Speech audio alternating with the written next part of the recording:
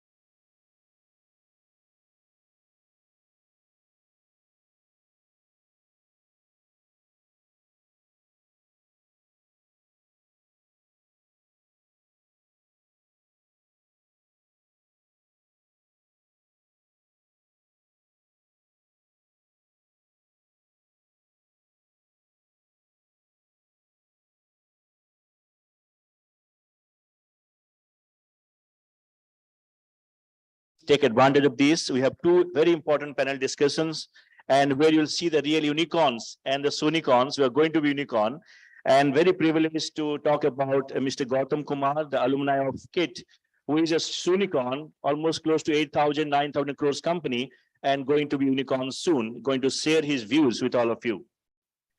Sri Abhut Dwivedi is about to join, who is part of a unicorn called Moglix. He's also going to share with all of you the journey, what he has. And Sri Siddharth Mohanty sitting is here, the son of the soil, have built two very big companies and sold them off. And he's a serial entrepreneur going to really talk to you the journey of how do you build scalable companies out of India. So I welcome Siddharji to this program.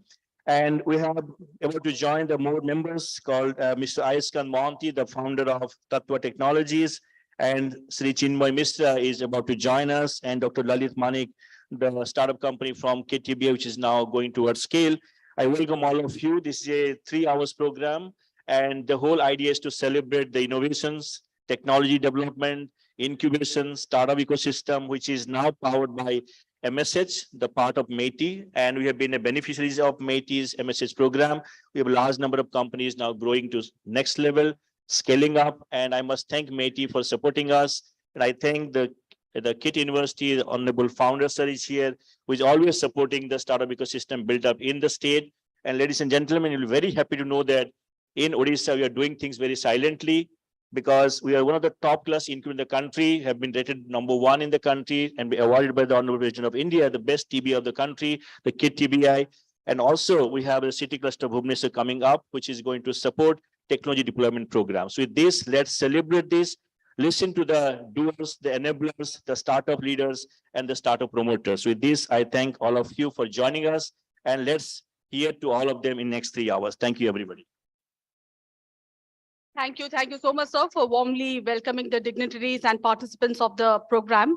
Rightly said, digital innovation has proven to be the real tipping point for all the sectors, be it agri-tech, fintech, edutech, healthcare, and with the power of science, power of the innovation, we can definitely achieve all the sustainable development goals. Now, if you're still wondering what is this G20 all about, specifically for all our young students present here, how many of you know what is G20? If you can just raise your hands. Okay, I see a couple of them. Don't worry, there is no question answer round. But I would now request Jeet Vijay, sir, CEO of MeitY Startup Hub, MeitY Government of India, to explain in a very simple language what is G20 and an overview of the G20-DIA. But before that, we have a very quick video to showcase the objectives and motto of the G20 program. Can we have the video play? And then I request Jeet Vijay to come on. The group of 20 represents around 85% of the global GDP, over 75% of the global trade, and about 2/3 of the world population. Led by Prime Minister Narendra Modi, India, in its year of G20 presidency, aspires to bring humanity together to help shape a new paradigm of sustainable globalization inspired by the traditional philosophy of Vasudhaiv Kutumbakam, or one earth, one family, one future. Bharat की G20 अध्यक्षता inclusive, ambitious, decisive और action oriented होगी. With the world fast adapting to digital innovations, India is inviting global startups and innovation from all G20 member initiatives in 6 sectors under Digital Innovation Alliance. The G20 Digital Innovation Alliance Summit will be held in the city of Bengaluru and will see global speakers, startups, unicorns, industries, corporate and the government aiming to showcase digital solutions for various world economies.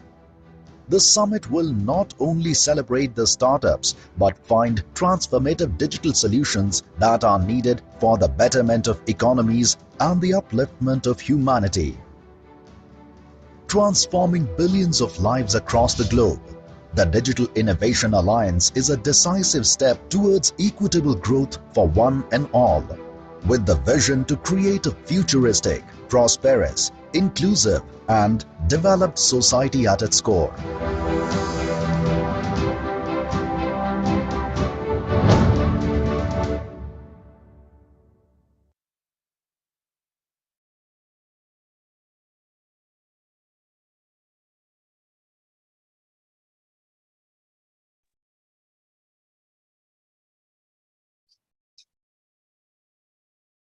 Good morning, everyone. We heard our Honorable Prime Minister talk about what is G20. Now, let me rephrase it. 75% of the global trade, 80% of the population, the impact these 20 countries make on overall 8 billion people in the world is tremendous. Any policies, any frameworks, any outcomes that are decided by these 20 countries can really change the course of destiny for all of humanity. That is why G20 is important. Now, under our Honorable Prime Minister's leadership, India has the presidency of G20 this year. And as our Prime Minister is so visionary, he chose a theme of Vasudhaiva Kutumbakam. This is not something that he coined it himself. This is for thousands of years in Indian heritage and history. That we are all one family.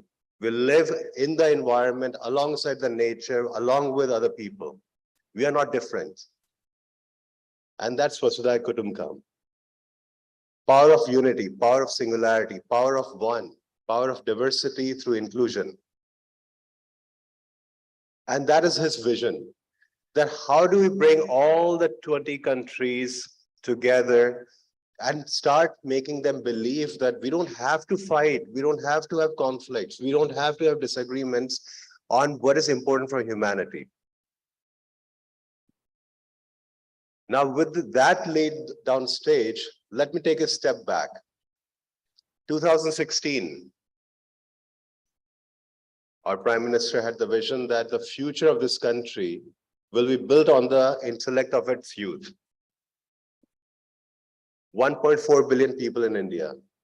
70% is younger than 35 years of age. Can corporates provide them enough jobs? No, they have to create their own destiny. You have to create your own jobs. So Startup India was born as a mission. At that time, very few startups were there, practically speaking. I mean, of course, small businesses and enterprises were there, but as a concept, startups were very few and far. Today, more than 90,000 innovation-led startups are registered across India. And they are in all the states, all the districts, all the geographies of India. And they are operating in all the industries, be it health tech, agri-tech, fintech, defense tech, infra tech, climate tech, you name it, for profit and for impact. And why did this happen? Did our Prime Minister create all these startups one by one? No, he just gave it one vision. And it's the youth, it's you guys and girls who are sitting here who created these. And that's only last 7 years. Parallelly, he realized another thing, that globally, if we are to compete, we cannot make big factories and infras. We have to look at the future. Future is digital. Future is not built on the factory floor, but it's built in the cloud. His vision of creating a platform economy built in cloud, fueled by data. And that's what Digital India was. Same around that time when it was launched. And the impact we have seen in the COVID times, right? It was a Digital India. It was the Jan Dhan bank accounts. It was these schemes which allowed us to provide benefits, direct transfer of benefits to the beneficiaries across all geographies of India in a seamless manner without any wastage, shrinkage, seepage of the funds and the benefits. India was one of the most resilient countries to come out of the COVID pandemic time. Why? Because we believed in the digital. Not only the government, it's the startups. Kids who are working on different domains, they said, okay, how can I make PPE equipment? How can I make PPE equipments, right? How can I make oxygenator? How can I come up with apps for social distancing or adverse impact reporting, etc.?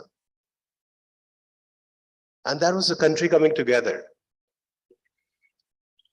Now, G20 Digital Innovation Alliance is a celebration of that, it's a recognition of that, and it's an acceleration of that. Taking the best of the startups in the 6 sectors, agri-tech, health tech, fintech, ed tech, circular economy, and cybersecurity.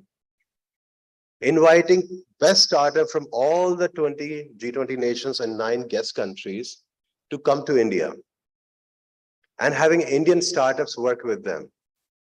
So detail of the program is that the applications are ongoing right now till April end. By May 15, we'll finalize all the top startups from all the countries, including India. Then from May 15 till August 15, we'll do a virtual accelerator program for all the 174 startups. And this program will be supported and curated by the global leaders. And we will have benefits for the Indian. And then in August, we'll have the mega summit in Bengaluru, where all the investors, corporates, founders, all the G20 leaders will aggregate in that showcase event for 3 days. Now, what is the benefit for Indian startups? One is the top startups who are selected and win in their verticals will get 10 lakh rupees of award money each. Second, they'll get an opportunity to be mentored by a unicorn founder in their space. So if you're agri-tech, you'll get a unicorn founder who will support you and mentor you for 3 months. Say for a fintech, you'll get a chance to pitch to corporates for pilot projects. You'll get a chance to pitch to global investor, be it Sequoia, Tiger, SoftBank, etc., for funding. So not only would you get some award, you'll also get pilot opportunities, potentially large funding, opportunity to co-create in a global environment, understand what is happening globally, how do you scale technologies through our acceleration program, connect with the unicorns. So this is the way we are curating the program. And we want the maximum engagement of our youth and entrepreneurs because winners might be one in each category. But this is just a start. You know, it's about engaging people together because government can't do everything itself. But if I can bring 5 people together and they can help each other out, that is all we can do. That is the best we can hope to achieve is create community of communities for our entrepreneurs to create something. Now, having said that, just to close it out, you have to believe in the vision of your own capabilities. It's not that old of a story of India. 75 years old only, post-independence, the new India. 10 years only since we did Digital India and Startup India.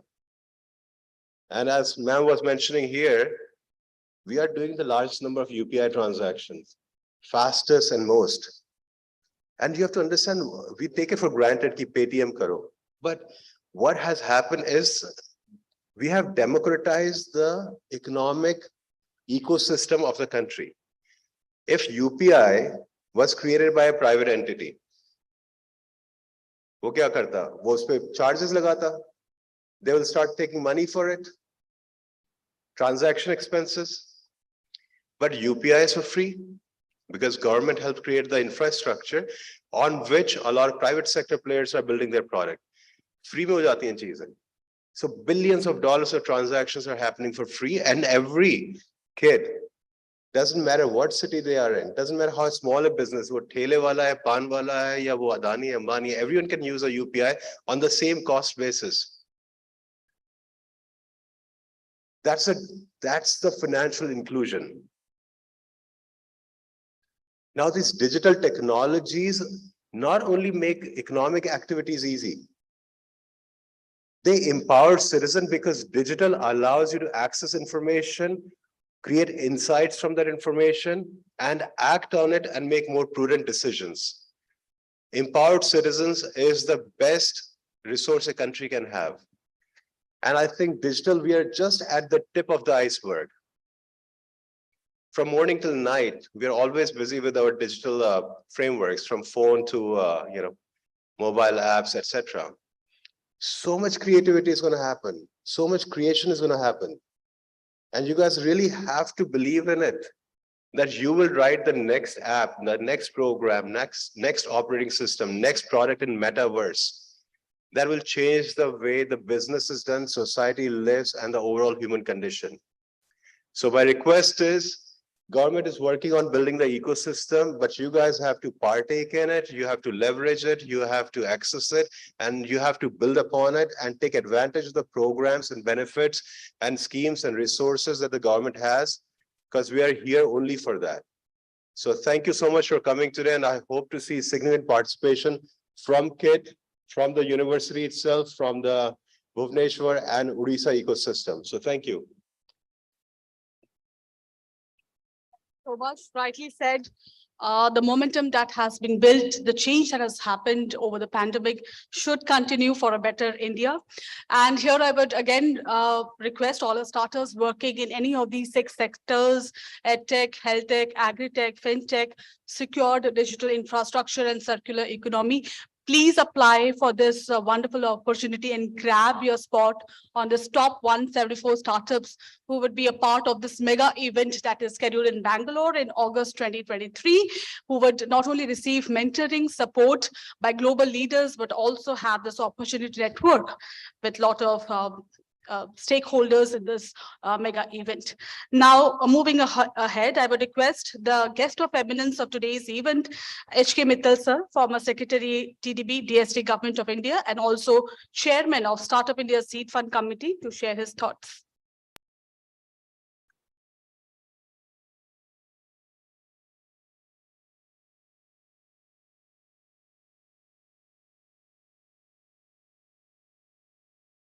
Respected and Honorable Shri Samantaji, who is actually a role model and inspiration personally for me and many of my colleagues in the department.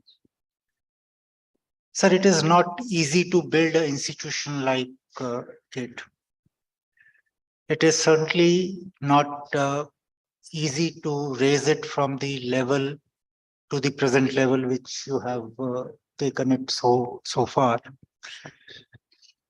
My association with KIIT is about 1.5 decade old, and I have seen this institution grow and perform. It's amazing. And today's event is another star in that that series of events that you have been doing. Well, Mr. Jeet Vijay, I fondly call him Jeet. He is again a very dear friend. We have known each other for more than a decade now, worked on various committees of the government together, worked on various ideas together. Nice to see you here, Jeet. In fact, you are the host. So in that light, I must thank you for inviting me today here. And my dear friend, Mrityunjay. Sir, I was just reminded Samantha sir, I was just reminded few minutes ago that how you handpicked him from Zurich. And let me assure you, you made a very good choice. Your choice was extremely good. Mrityunjay himself got the best entrepreneur promoter award very recently from Entrepreneurship Development Institute of India. Thank you, Mrityunjay, for inviting me here. Now, I even hate to call it ladies and gentlemen. I see most of the younger crowd here, and I would like to be friends with all of you. I know you won't like to be my friend, but I would like to be your friend. So let me tell you how the story of the IT-driven or the tech-driven story of India, how it panned out. I have witnessed this story. Let's do a little bit of time travel. Go back to the year 1990. India was in a similar position which our neighbors like Sri Lanka, Pakistan are today.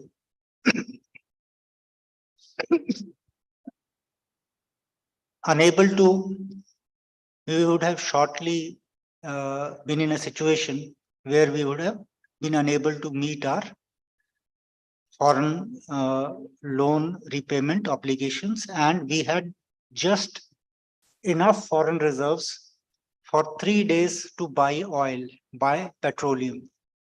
Just 3 days. The economy would have come to a grinding halt after 3 days. That was the situation the country was in. We had no choice but to liberalize the economy. The economy was liberalized. 91, the economy was liberalized.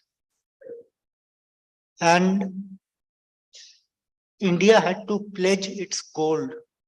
India had to pledge its gold to Bank of London to get some foreign exchange. In the Indian society, the gold is only pledged when really there's a calamity which hits the family, and it is known as the security of the lady of the house. So that was a very touching moment for the country as a whole. Well, some good things also were happening parallelly. I don't know how many of you remember Y2K. Y2K was the time when the computers were supposed to come to a grinding halt on 31st of December, midnight, 1999. Because the computers were programmed only till 1999.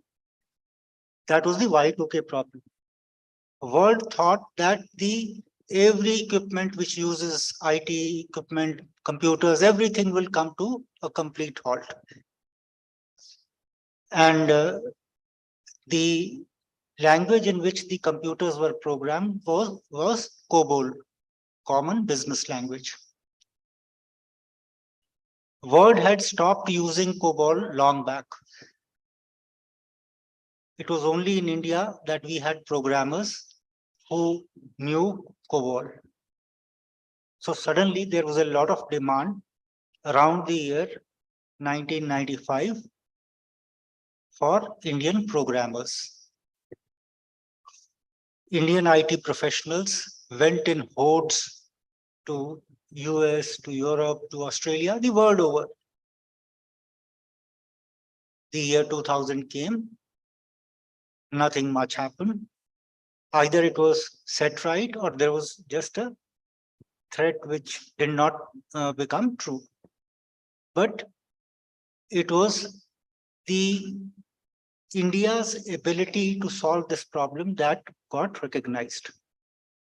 It was now the world recognized India's ability to solve problems. The world's confidence in abilities of India to solve problems was recognized. More importantly, it was our own confidence in our own abilities to solve problems that got recognized. We as a nation were thinking that we have a problem of 1 billion plus stomachs to feed. We never imagined that we have 1 billion plus minds to also work with. So that was the realization which dawned on India. And rest, as they call, is history. That was the moment when we changed everything. From now, instead of a debt-ridden country, we are now in a position to offer money to people. Well, Geet just explained to you the with figures, what kind of a growth which we have been able to achieve.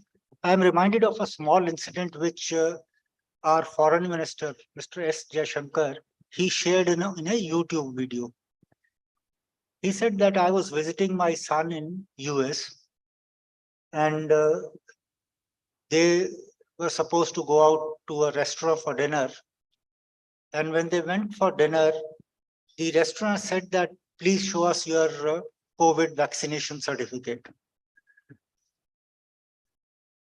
So his son immediately took out his purse, and from his purse, a crumpled paper came out, which was his vaccination certificate.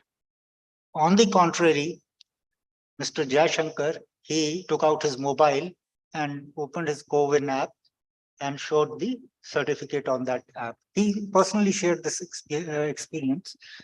And the advantage is that we have everything digitalized, The count of how many vaccines have been delivered each day this data was available, updated every day. The number of Aadhaar cards, our numbers are basically large. So we can't boast about those numbers, but then to handle also those numbers is a challenge. And how that was done is something which is really very proud moment for all of us. Well, there are lessons from this past story, and we need some corrections in those lessons. We need to also learn from those lessons and move in the future with greater determination, greater. The startups in India have done very well. I have a session in the next session. I'll talk about that data there. But thank you once again for having me here, and thank you all of you for listening to me patiently. Thank you very much. It's always a pleasure to hear you, sir, and thank you for always being a strong pillar in building the innovation entrepreneurship culture in our country.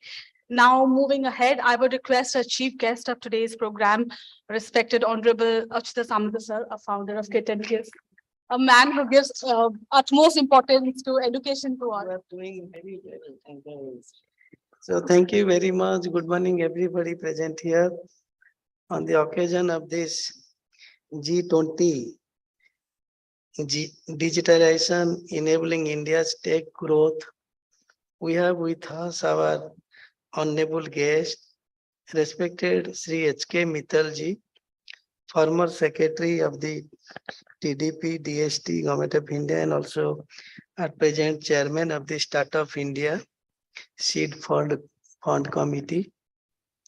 We have also with us our respected Sri G20-DIA CEO KIIT Startup present here, and also my dear respected Professor Mrityunjay Subha, CEO KIIT TBI, and many esteemed speakers, guests present here, including our respected director IIT Bhubaneswar and also our respected Dr. Satya Gupta ji, and also my dear Debabrata Naik, CTO Digital India, and also our Gautam Kumar ji, RI, and all the other respected persons connected with startup, etc., present here, and particularly dear participants from outside KIIT and KIIT, and finally my most lovable KIITians and KIITians present here.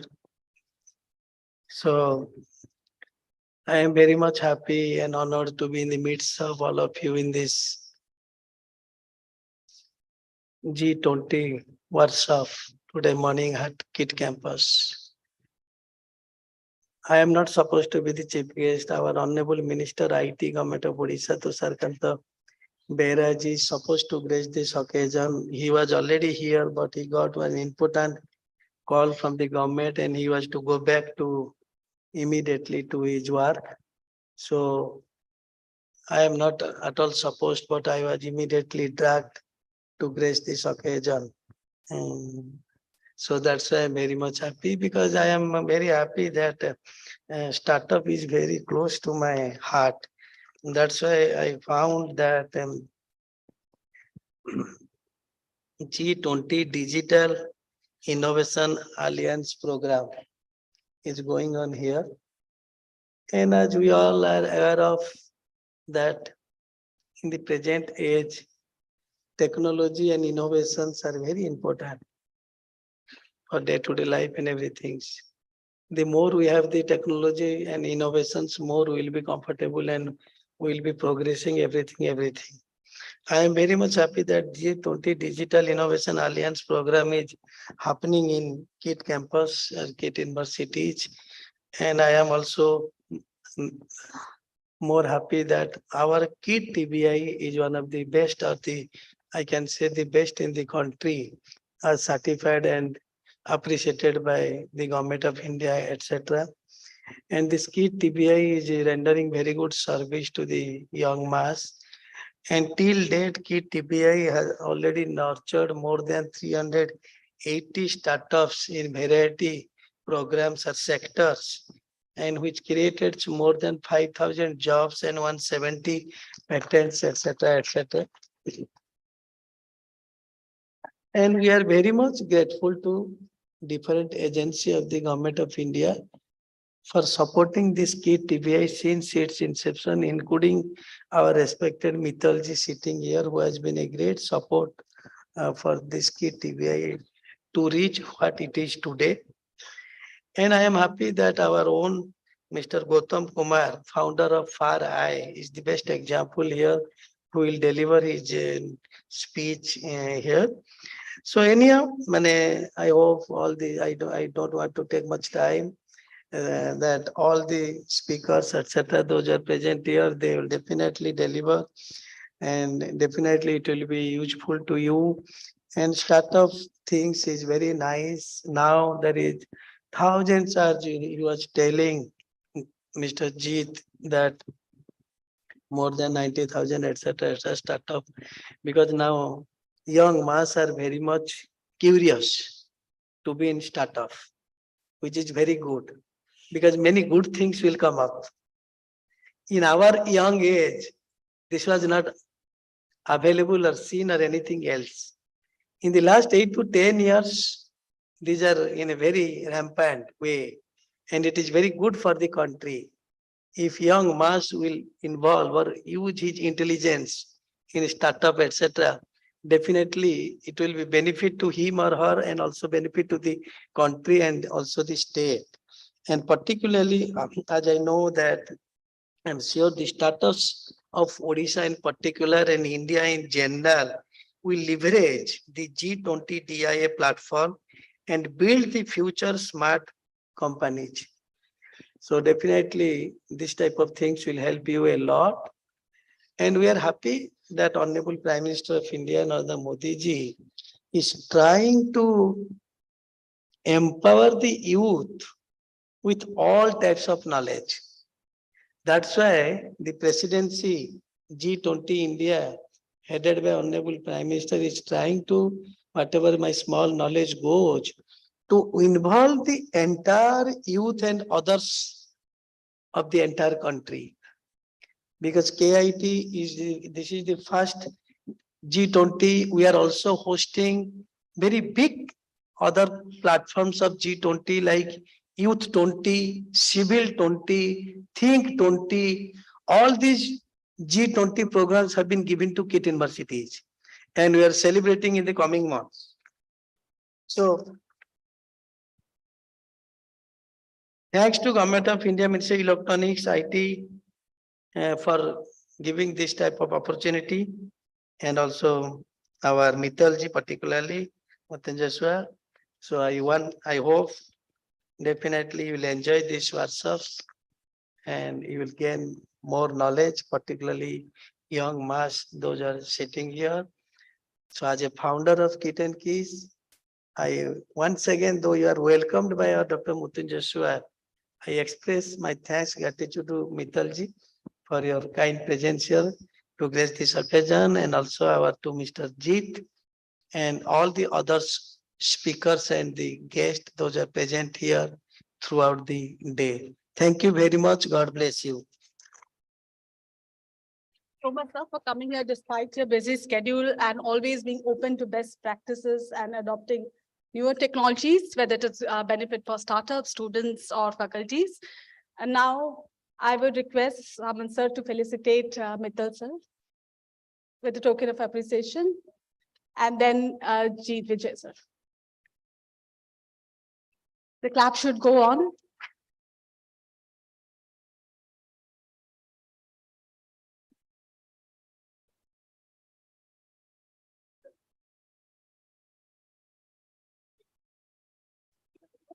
So now again, we have this, okay.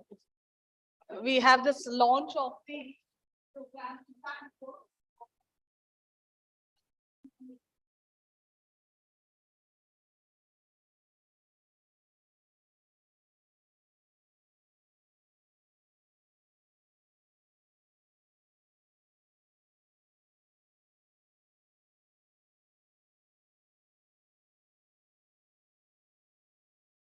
I will request someone sir to felicitate Mittal sir.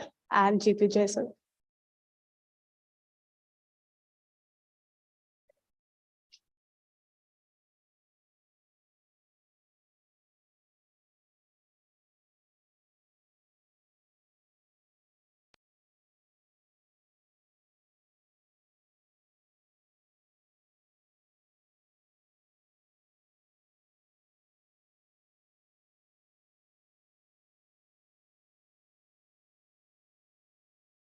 Mrityunjay, sir, to felicitate Samant, sir, on the founder of KIIT and KIIT University. Thank you so much. So we have come to the end of this introduction session. A big thank to all our honorable dignitaries for reflecting their thoughts on the role of digitalization in India growth. Thank you so much. Ladies and gentlemen, please request everybody to be here. We have a lot of interesting sessions lined up.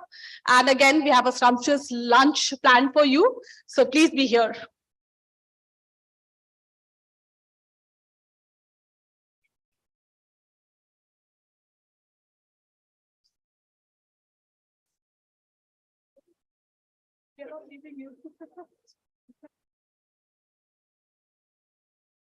Students, please be here, seated.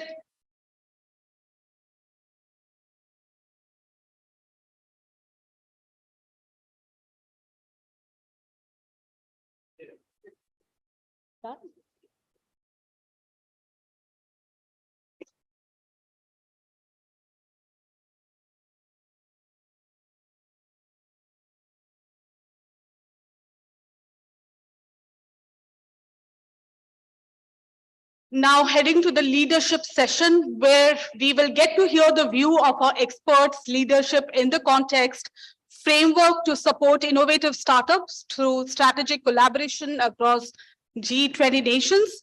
I would like to first briefly introduce our speakers for this session, and I also request our experts to come on stage. So we have with us again, Mittal sir, former Secretary, TDB-DST government in India for this session. Big round of applause, please. I hope you all had your morning breakfast. Professor Shripad, Director of IIT Bhubaneswar. Thank you so much, sir, for coming. Mr. Debabrat Nayak, Sir, CTO of Digital India Corporation, MeitY, New Delhi. And we have Dr. Satya Gupta, CEO of Epic Foundation, President of VLSI Society of India. A big round of applause to all experts who have really played a significant contribution to building digital India today. I would first request Mittal sir to first address the crowd.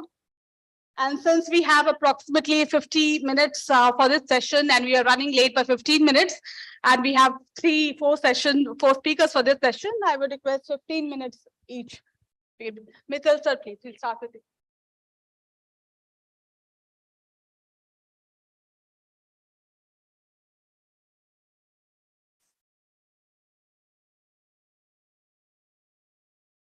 Thank you, Namrata.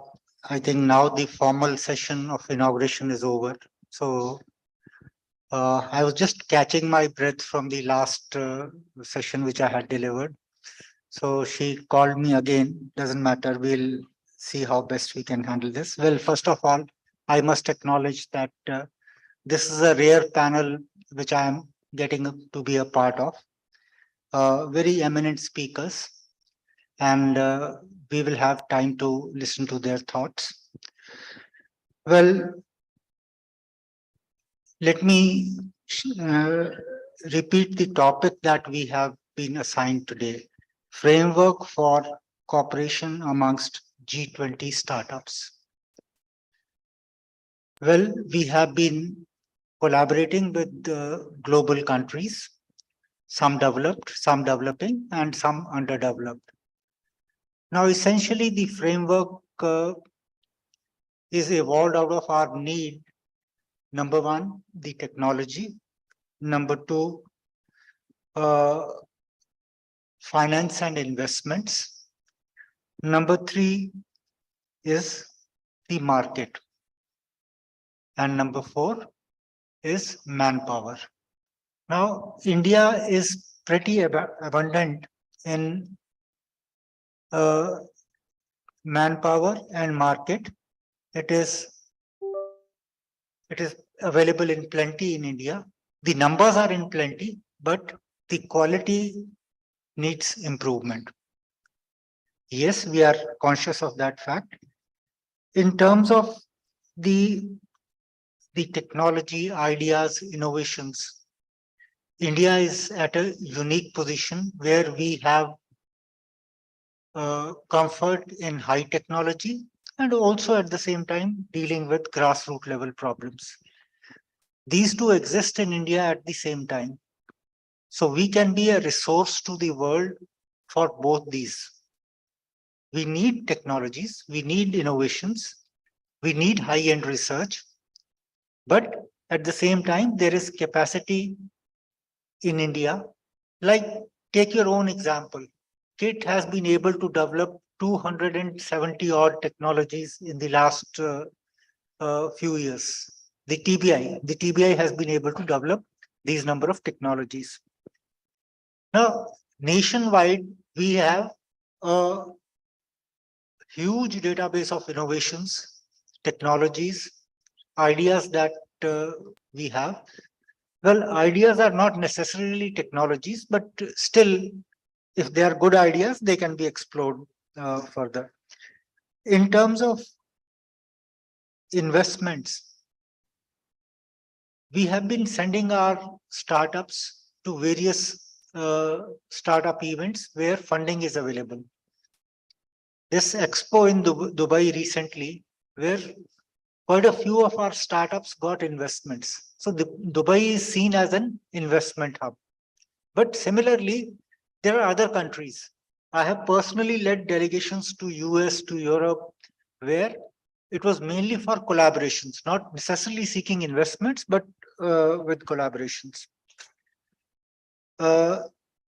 Market and manpower, the third and the fourth point, which I said, is essentially about doing or improving the quality of the manpower. We have the highest number of medical and engineering graduates being graduating, or they are getting their degrees every year. But are we able to use their full potential is something which we'll have to see and build their capacities further. Now, one thing which all nations must understand is that promoting innovations is a risky business. The success is not assured. The success is sometimes there are failures also. But without trying, we will not reach anywhere. I am reminded of a very old incident. I think it is worth sharing with you young people today. Shanta Biotech and Bharat Biotech. These are two companies based out of Hyderabad. They came to us for finances for setting up a vaccine manufacturing unit. Let me give you a little background. They were trying to produce hepatitis B virus vaccine. Hepatitis B was the disease, and they were trying to produce a vaccine for that. I have a personal experience of this. My children were in school, and they were asked, the entire school, the entire family was to be vaccinated. 1,500 rupees per single shot.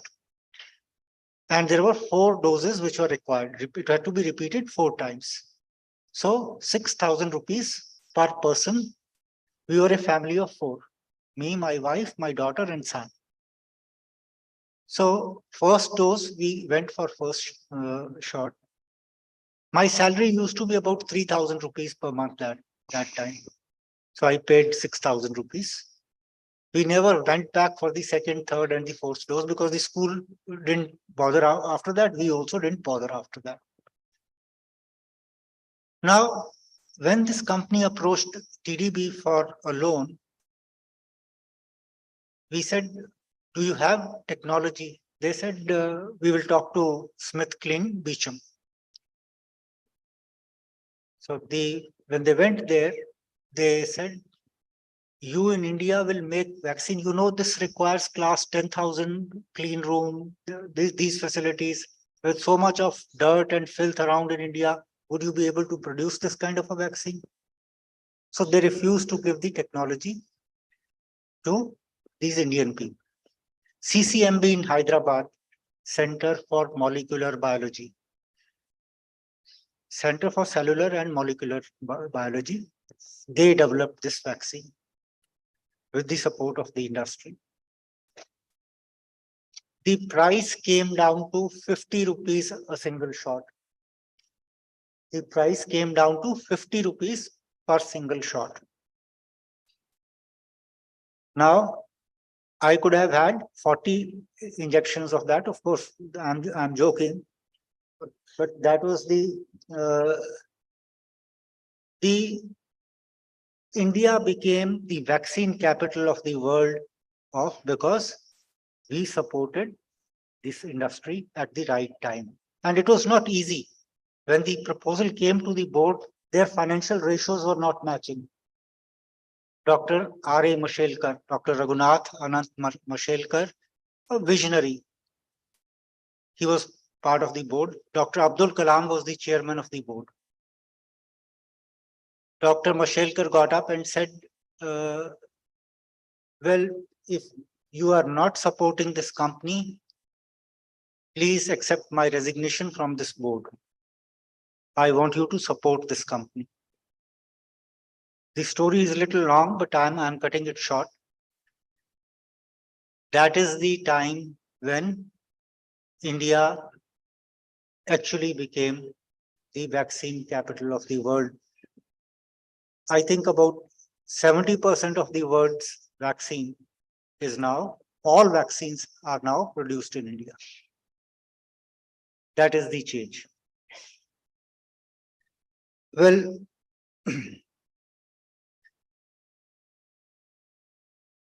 one of the salient features of startups is their ability to network.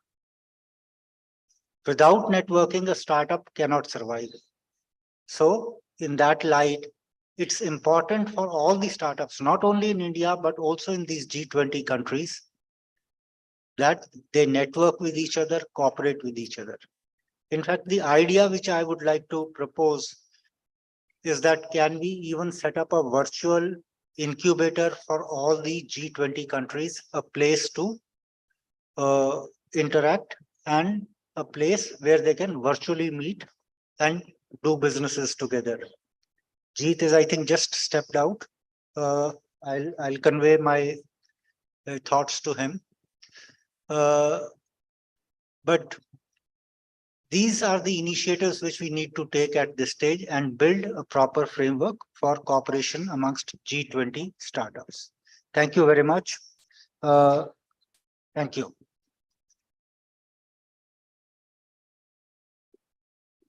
Thank you so much, sir. I think you have a Pandora box every time. You have so much of experience and stories to share. Now, quickly moving forward, I would request Professor Shripad, Director of IIT Bhubaneswar, to share his outlook.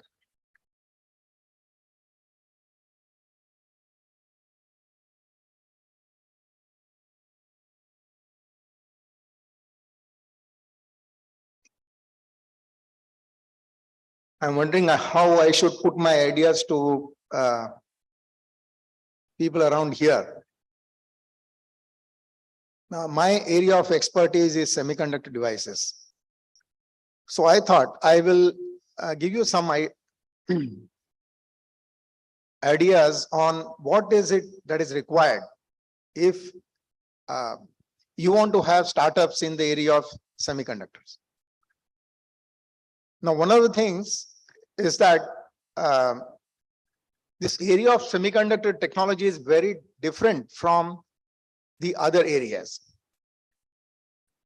And because there is a lack of understanding of this difference, we don't seem to be improving our practice of this technology in the country. So what is it that is different about semiconductor technology? Now, if you divide the technology into, say, three broad levels: software, systems, and components. Software, systems, and components. So software level, India is doing very well. India exports software, all of us know this. Systems level also we are doing well. We have built supercomputers. We send satellites. We launch satellites. These are all systems level. Components level, however, we are not doing that well. So you might be interested to know that India not only imports semiconductor devices or chips, India imports a technology for making sewing needle. India imports technology for making dry batteries, though we are launching satellites, and we are exporting software. So what is the difference? The difference is dry battery, needle, semiconductor devices. These are all material oriented technologies. This is what is common to all of these, where we have a weakness. In the area of materials oriented technology, we need to improve. So that is why India has come up with this 76,000 crore mission, India Semiconductor Mission. Can we change the scenario in the materials oriented area, particularly related to semiconductors? You look at this issue in more detail. You want to make a semiconductor device, what is it that you require? Some things Mr. Mittal touched upon. You start with clean air. Now, what is the level of cleanliness of air you require? To give you a feel, you consider open air, it is called class 20,000. What is class 20,000? It means 20,000 dust particles of micron size in per cubic meter. 20,000 dust particles of micron size in 1 cubic meter. This is the quality of open air. Now, what quality do you require to make a semiconductor device? You need class 10. That means there should not be more than 10 particles, dust particles in 1 cubic meter. So this gives you a feel of how much cleanliness is required in air. Now, why is it that you require this level of cleanliness? Because you know the size of the semiconductor device itself is very small. It is of the size of nanometers. So if a small particle sits on this device, the device is destroyed. Talk about water. You need clean water for making semiconductor devices.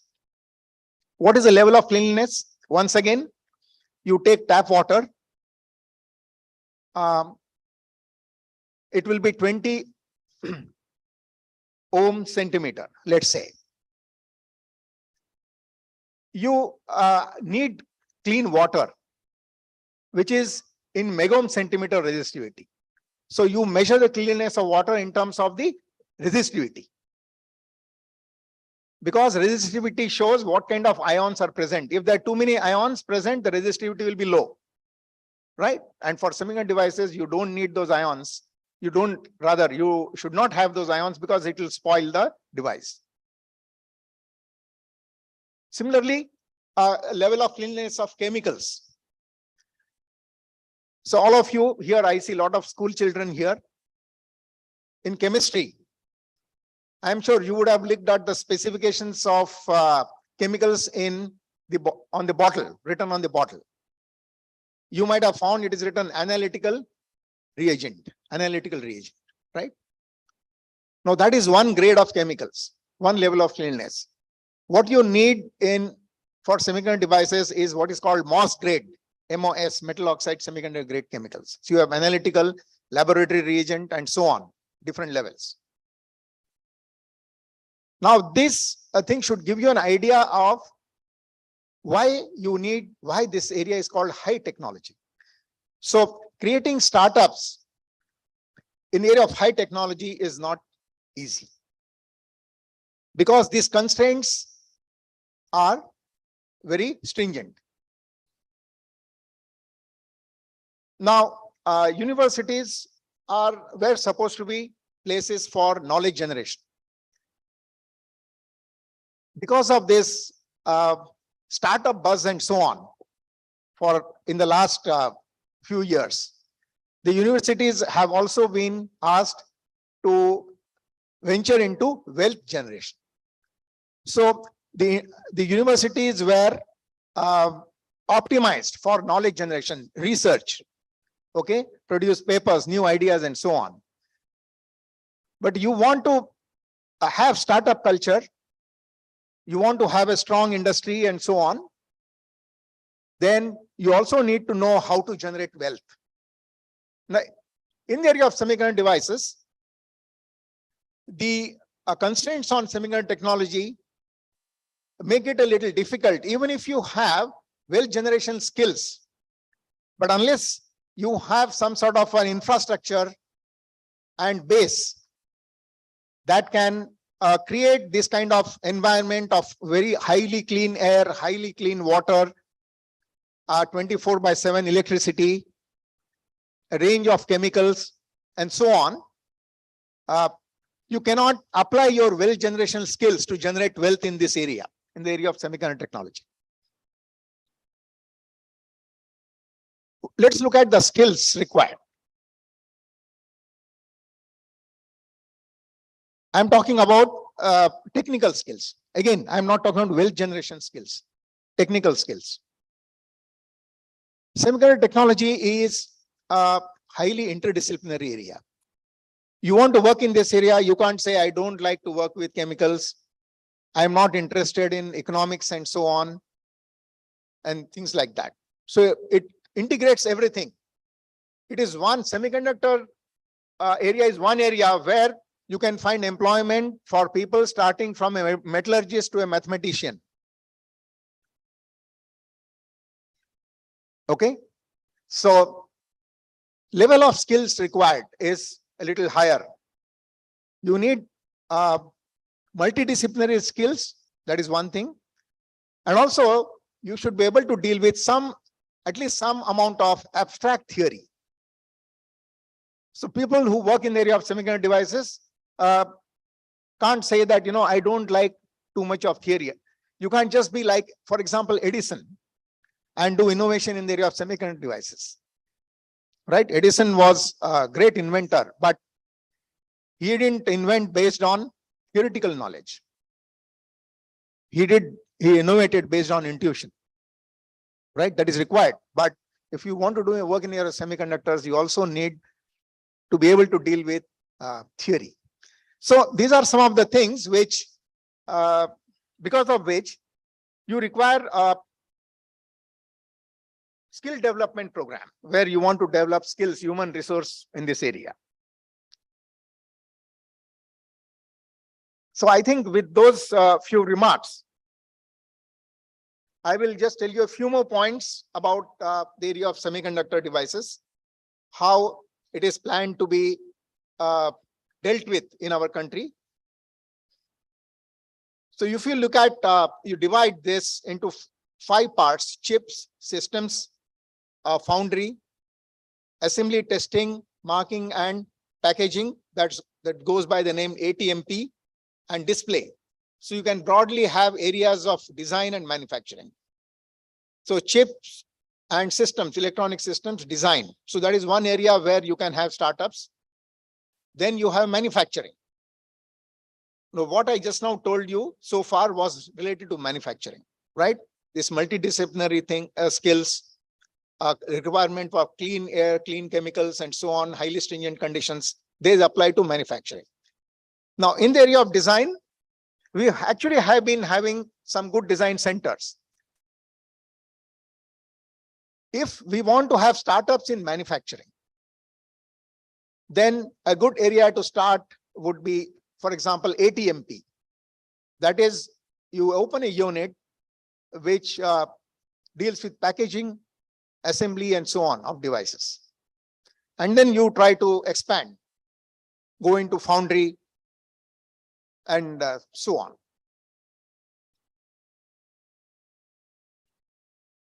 Now, how can collaborations among G20 help in this? Perhaps we need to know our strengths and weaknesses. We can share our strengths with, we can use our strengths to help other countries in the G20 group to come up. And then we should look at our weaknesses where we need others' help and take that help from others.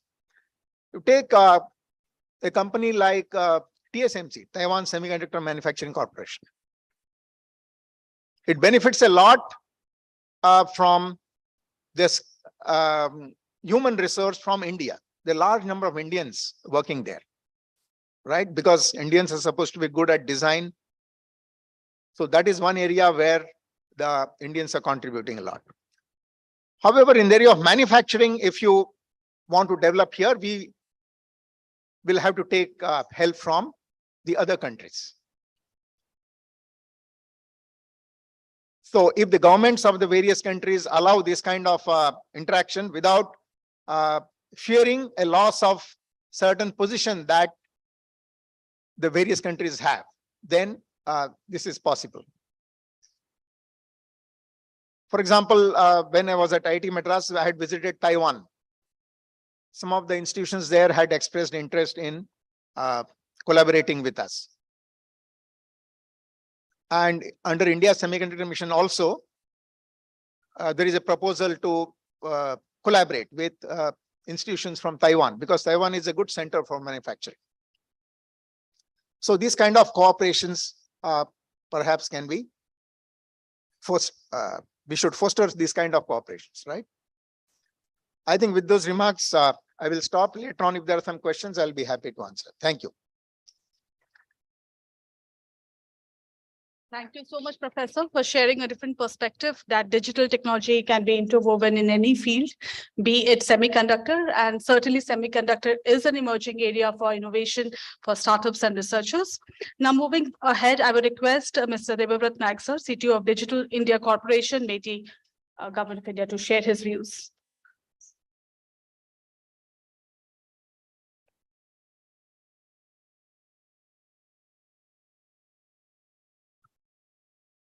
Good morning to all of you. How many of you have the COVID certificate? All of you have? Okay, good. How many of you know DigiLocker? No? No. What is the challenge of building a product inside India?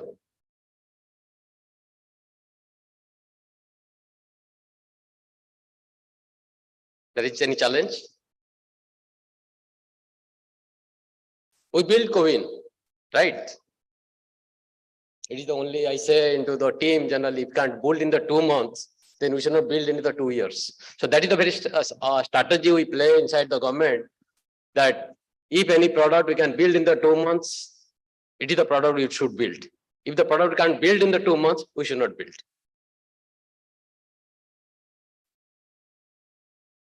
Yes, as a part of, I don't know, but for my philosophy of building it, do it in the 2 months. Otherwise, don't build it. CoWIN we build without meeting any of the team members till now. All appointment, everything happens in the remotely. We only meet in the virtually. DigiLocker we built the similar way 7 years back. Same way. Hire anybody, that is the whole blanket being given to me. Okay, it is up to you to hire anybody from anywhere. Only we require that, okay, government require the inauguration, right? So we'll inaugurate in this date. Okay, the point here is again that DigiLocal to the COVID. You can build large-scale products in India, even without having office. I do my office in only a laptop only right now. And around 300 people right now joining with me for the 5 products. And all 5 products are being declared in the country as the India stack, taking it to the global.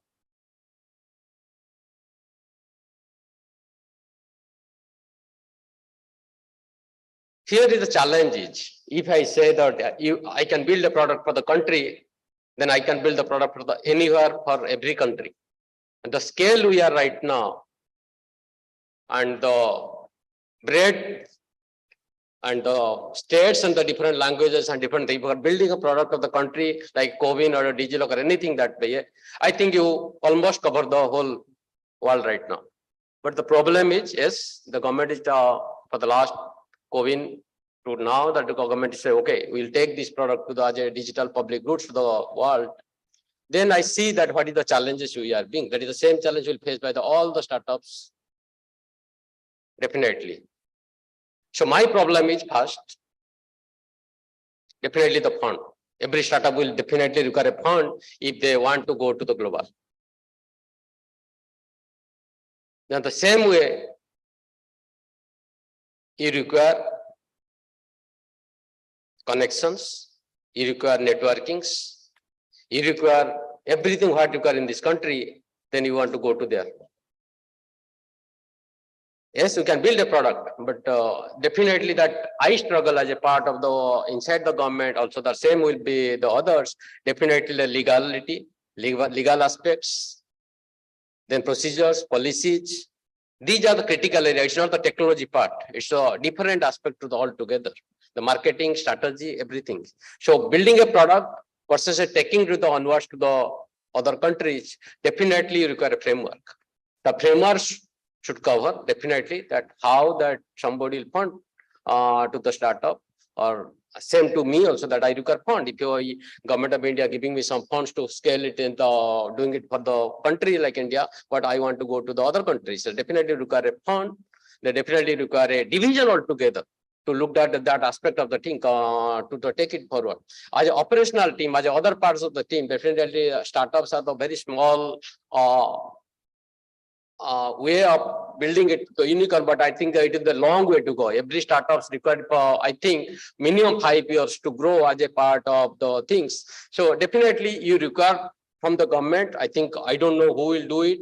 Definitely, why not? I am talking about why it is the G20, why not the G40, why not the other countries also. So definitely, if it is the G20, it can be G40, whatever the other way, we can take it forward. But mostly we require fund, definitely.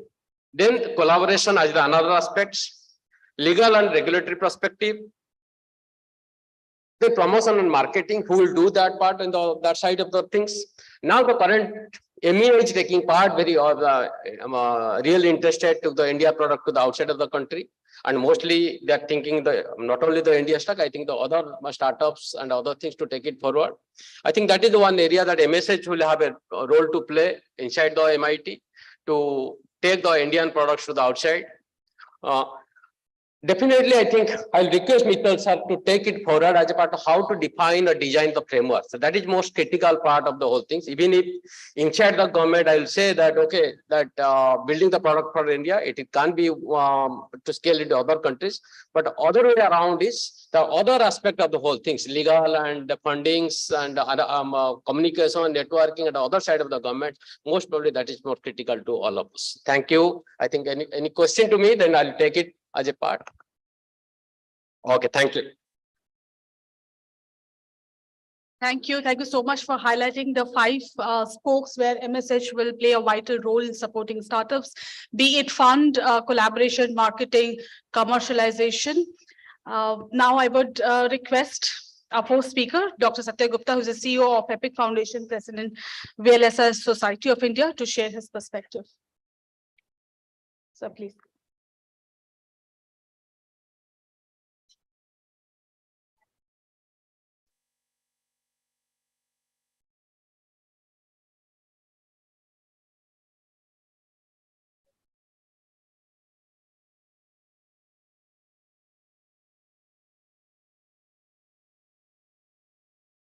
Click. Thank you.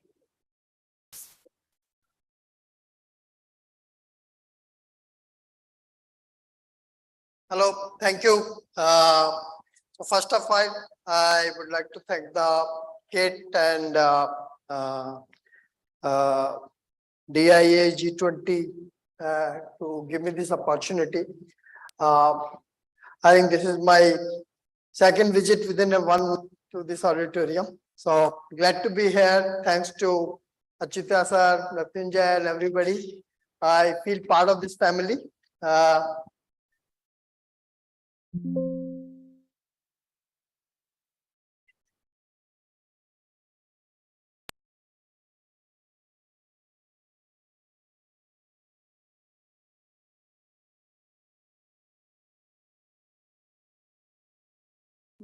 G20 is coming. Yeah, no problem.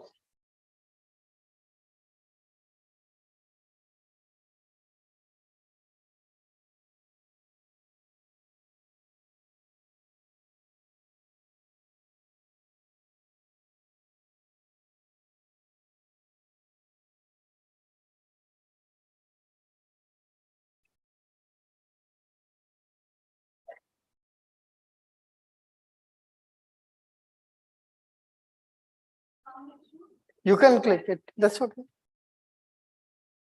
The clicker is not working, then you can.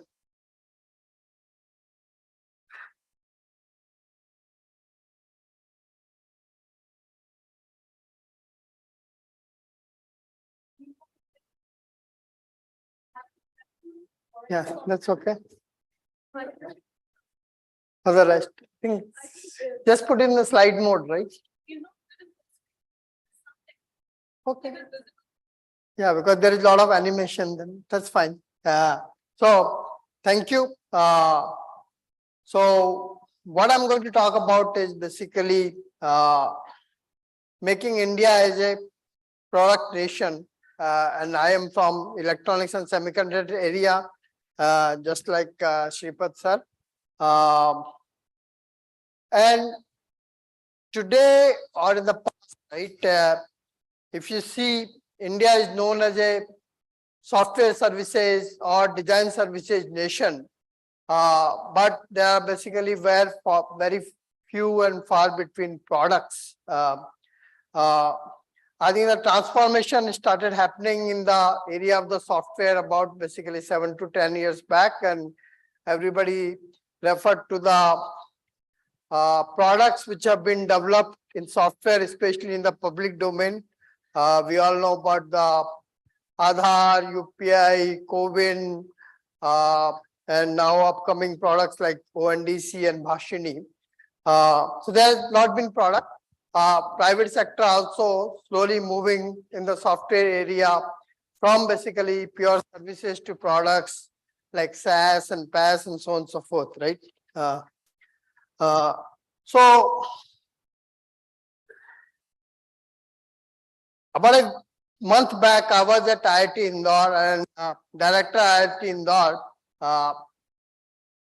said that all of us have basically some title, just like basically CEO, president, and all those things, but said that does not matter. Go inside and think who you really are. And that basically helped me looking inwards and thinking that who exactly I am. So I'm by heart an engineer, innovator, and basically struggling entrepreneur. How many of you want to be startup?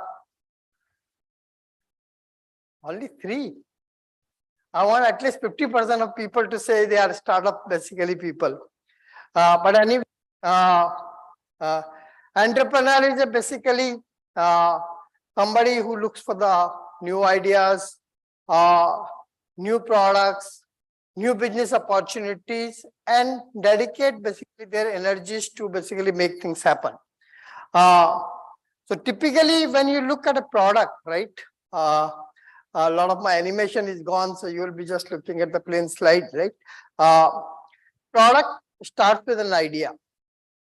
But basically to make the product a successful and scale these things, you need basically a market in which the product can sell, right? If I design a mobile phone with only 2 GB of memory, will anybody of you buy? No. You need at least 8 GB of memory or more than 16 GB of memory or something like that, right? So there needs to be a market for whatever product you need. Obviously, you need team and the manpower who can help you develop the product. And you need the manufacturing infrastructure, especially in the area of electronics, to manufacture these products at the right cost and the right quality and right scale. Can you go to the next, please?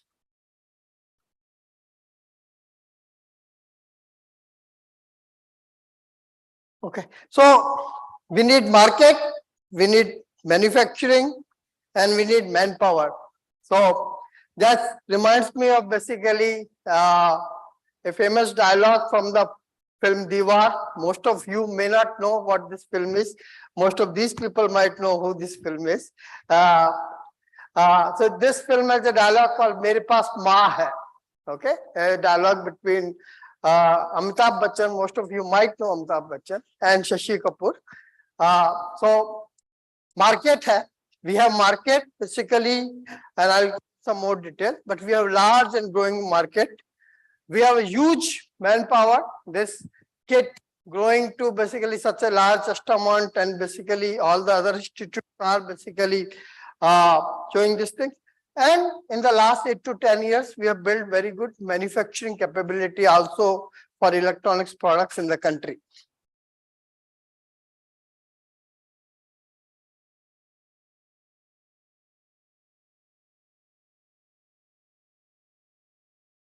So if you look at the market for electronics products is growing at a very fast pace, right? By 2026, we basically will be consuming almost $400 billion of electronics products in this country, and that is riding on the growth of the economy and aspirational society, right? Like somebody said they want a 8 GB phone, right? By 2 years later, they will say, I want 100 MP camera in my phone, right? Or basically similar products. So market is growing very fast.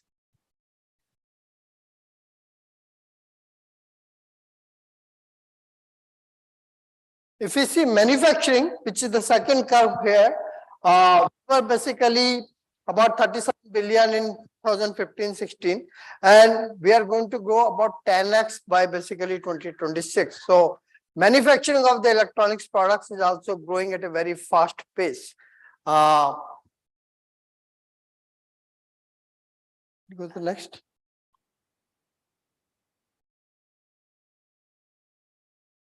Okay.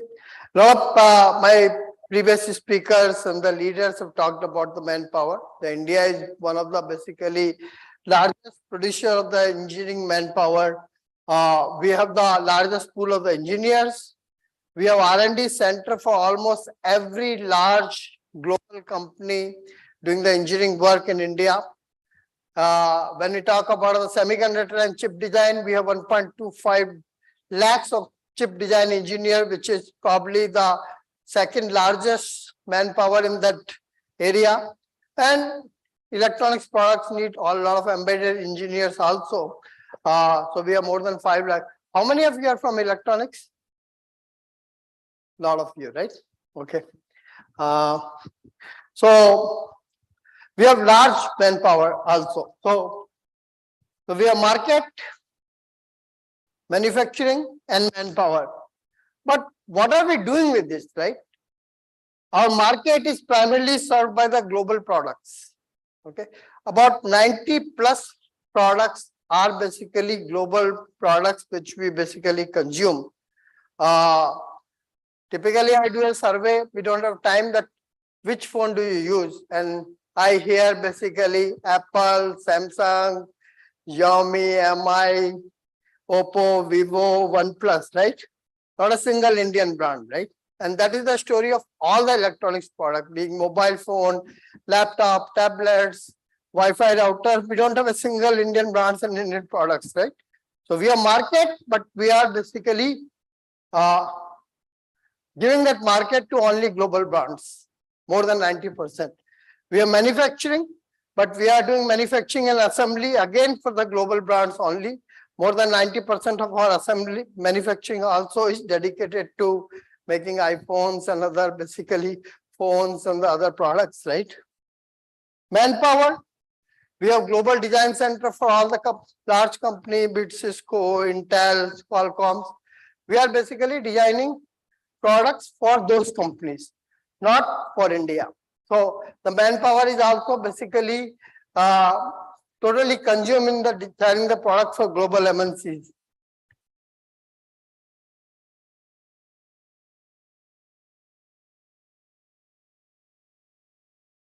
So do you think this situation needs change? And who is going to change it? You guys, right? Our time is past prime. So we need to move from pure electronics manufacturing for the global companies, for the global products, to basically Indian electronic products and Indian brands, which include both electronics and semiconductors, as Shripad sir said. If you look at electronics manufacturing, it adds basically 8 to 10% of the value of the product. If you take an iPhone, right, it sells for how much? iPhone 14, anybody? 140, right? Okay. What is the manufacturing basically contribution in that? So it is basically about 4% of the manufacturing contribution in the phone, which basically, and how much Apple makes? $700 on each phone. Manufacturing company makes $40. Apple makes $700 on the products. So you want to be on $30 side, or you want to be on $700 side? $700 side, right? So that's the basically next stage. You move from electronics manufacturing to electronics products, brands and design, and then basically ultimately you move to semiconductor products, which companies like fabulous companies like Qualcomm, Broadcom, and all those things. Shripad sir talked about manufacturing, but most of the product companies don't have their own manufacturing. They use the factories of other people to do the manufacturing. Okay. I think I might be a little bit over time, but if you look at the electronics and semiconductor product, there could be products which are technology driven, and there could be products which could be market driven, right? So just an example, right? Currently you are using the 5G phones, right? But technology driven product, maybe somebody in the research institute is developing a 6G technology, which could be taken to the industry to develop a 6G products, right? When I say market driven product, it could be a 5G phone, because we don't make any 5G phone in India of Indian product, Indian brand. So somebody could basically design and make a 5G phone, tablet, drones, other things, and so on and so forth, right? In both the cases, I think getting initial customers for these products and scaling is a big challenge, where the collaboration and the government help can be basically provided. As an example, right? Most of the security cameras are basically purchased by the government. Now, if the government says that 50% of what I buy, let's say Odisha government, 50% I'll buy an Indian product. Okay, in their tender, they can put a condition that basically 50% of our products, if quality and the price matches, I'll buy from an Indian, basically designed Indian product company. I think that can basically make these companies scale and give the initial customers and so on and so forth. I think as this is an innovation summit. So if you look at the complete product development ecosystem, research, as Shripad sir said, basically IITs and other institutes are basically what designated to be knowledge center and create basically wealth of the knowledge. And that's where basically they can give a big basically contribution to the product development system by doing the futuristic research and talent development. Innovation probably will come from the entrepreneurs like you and me, always struggling entrepreneur, and some of the people sitting here. And the final scalable products have to be done by industry because that's where that talent resides, right? So I think we have to use the right talent from the right part of the ecosystem to build the products, right?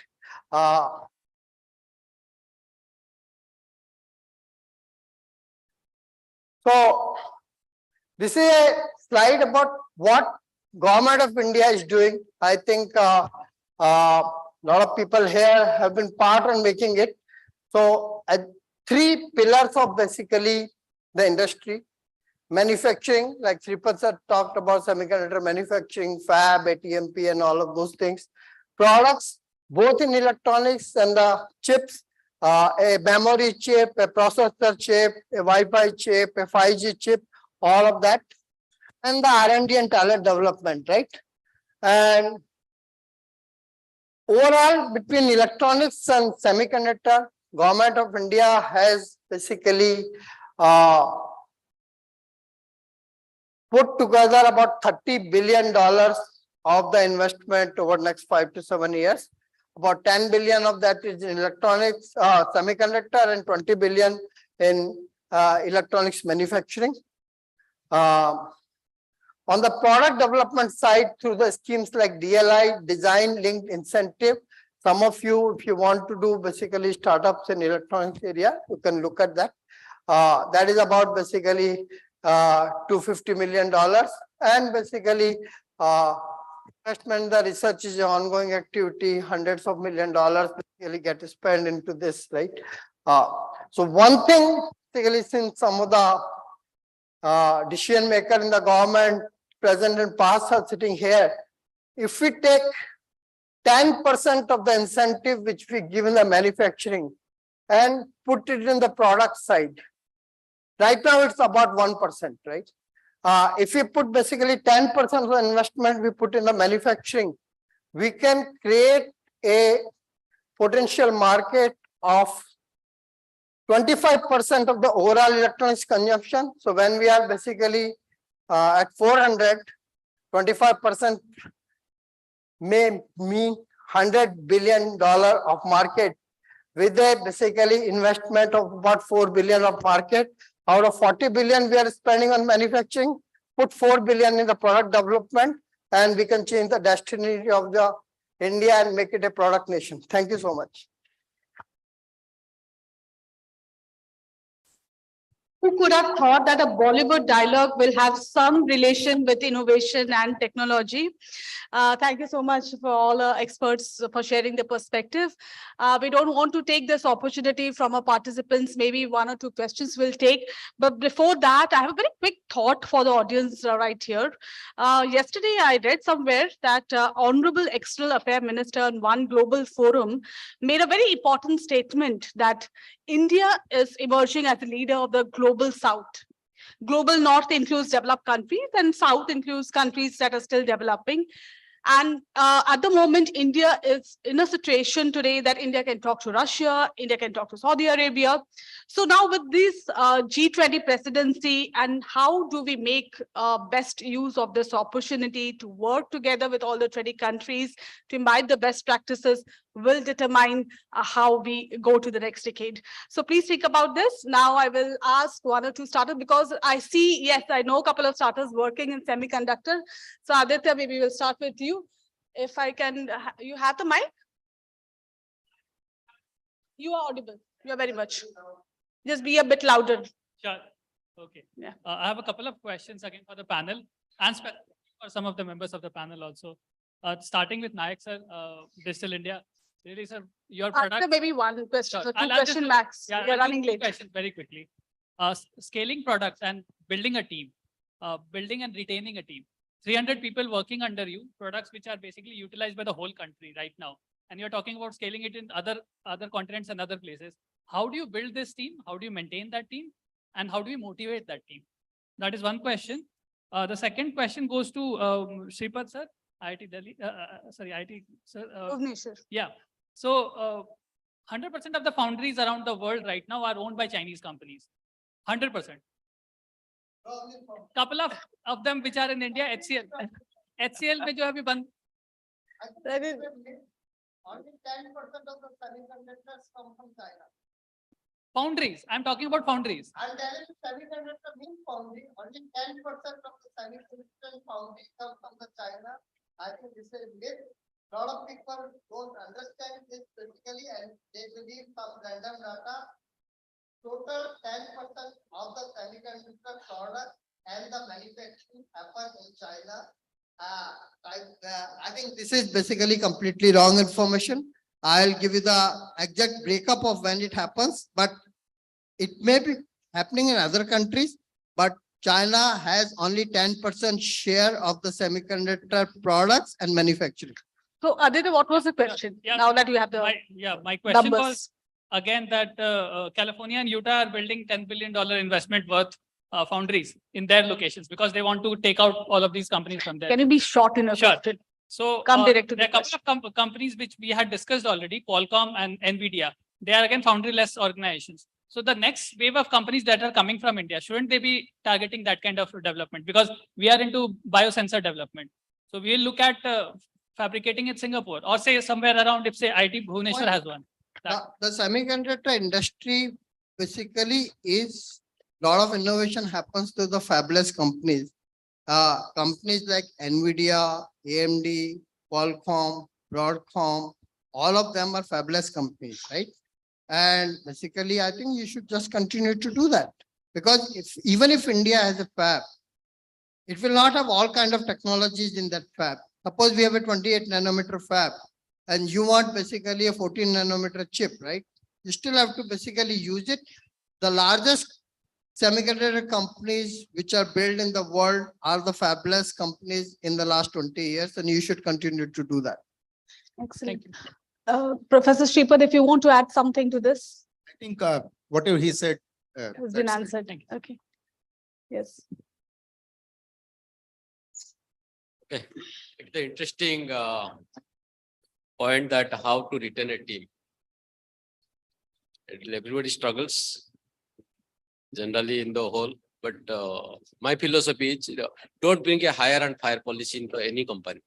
If you hire a person,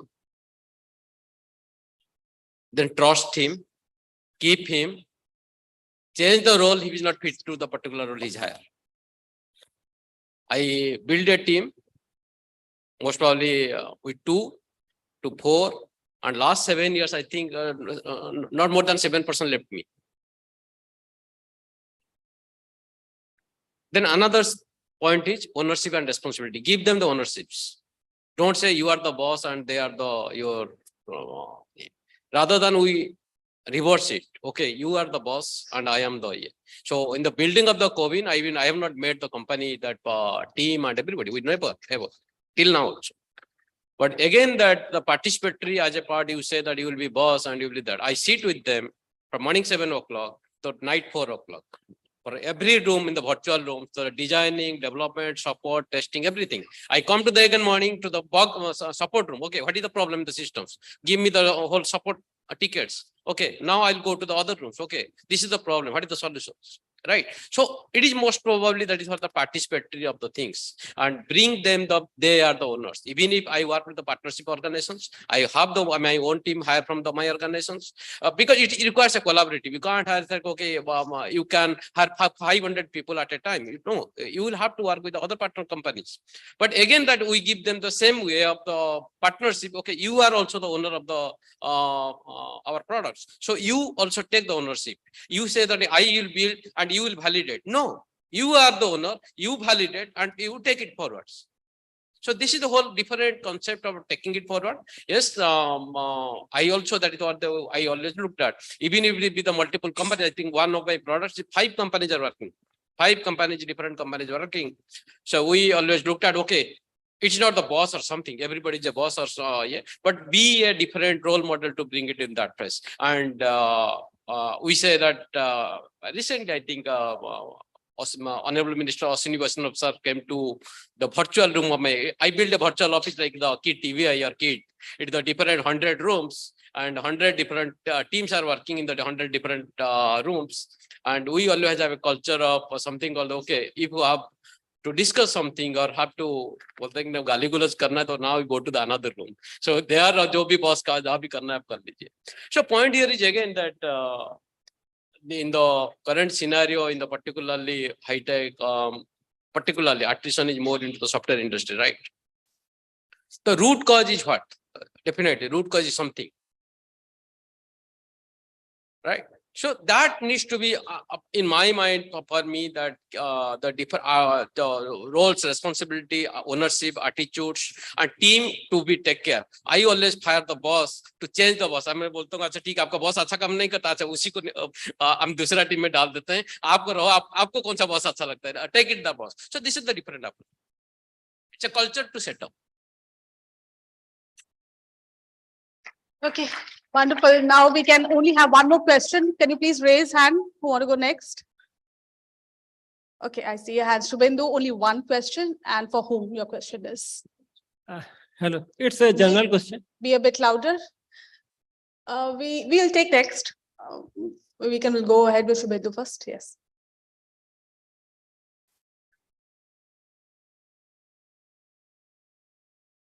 If you can be specific for whom this question is. To Satyagupta sir, when we are working in a very specialized field of power electronics, it is very difficult to get candidates who can work. And now the trends are more towards software and digital solutions and AI ML. No one is having a hands-on experience on on the electronics. So we are trying to groom people, but then there are less of motivation for the people to work on power electronics. So how can we solve this? So Dr. Satyagupta, question is for you. It's basically for the human resource, getting the right manpower when you're working on semiconductors. So I think two things I'll say. One thing is that we are at fault. We means from the industry and the leaders, right? We never basically put the right information in the hand of the students, that basically what kind of the career opportunities you get in electronics and broader. I will not take just power electronics, but general electronics. What kind of the remuneration, right? Let me ask the audience, what is the typical package you get from IT companies? 3.25 lakhs, right? What is the package you get from a chip design company? 15 lakh plus. Okay. We have never basically did a right basically information sharing and the marketing of this information with you guys. So obviously the number of jobs in electronics are probably not as large as software services and IT services, but they are the prime career job. An electronics engineer or a chip design engineer can make at least 4 to 5 times more starting package compared to a basically typical IT job, right? So first thing is our fault, right? Second thing is that I think we need to revive our curriculum and make it more interesting for people to choose electronics as a basically stream. And I think it has to be more product oriented.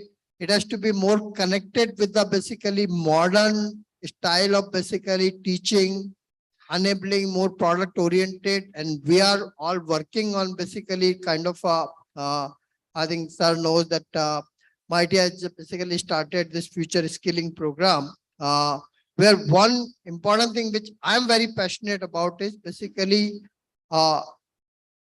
do a BTech course in electronics and VLSI, which is very much industry oriented and connected to the current basically environment in the country, right?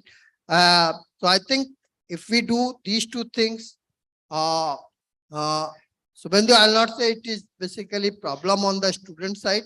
Problem is on our side. We need to fix it.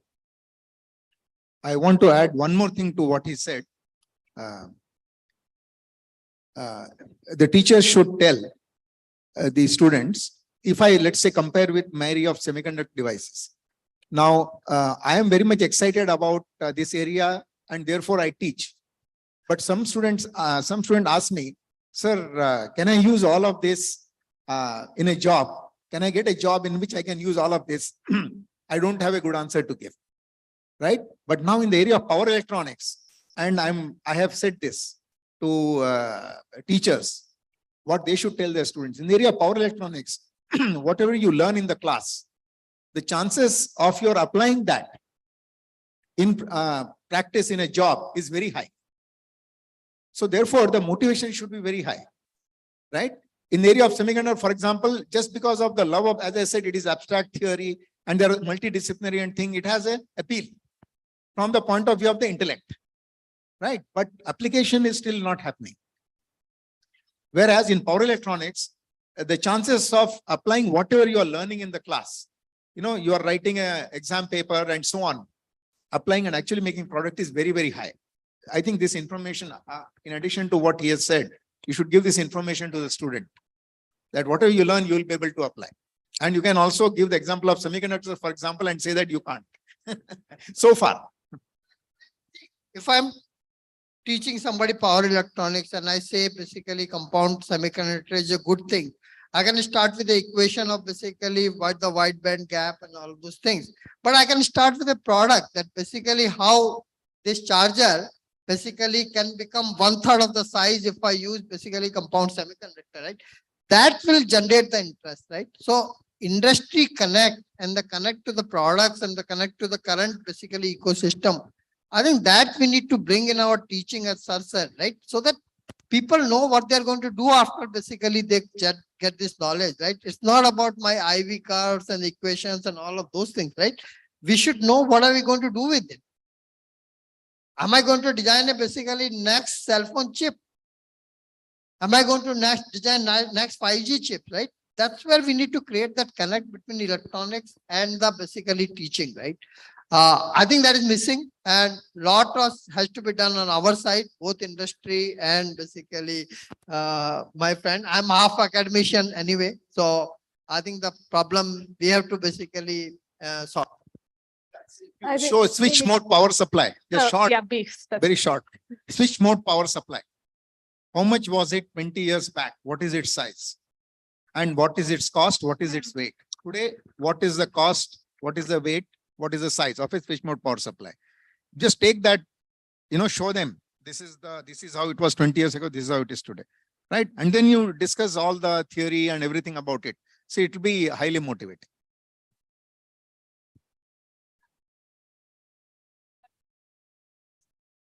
Of course, more questions we can have in the networking lunchtime. So I now request Mrityunjay sir to felicitate all our experts, a token of gratitude. Big round of applause to all our panel members. Indeed, was a very interesting discussion.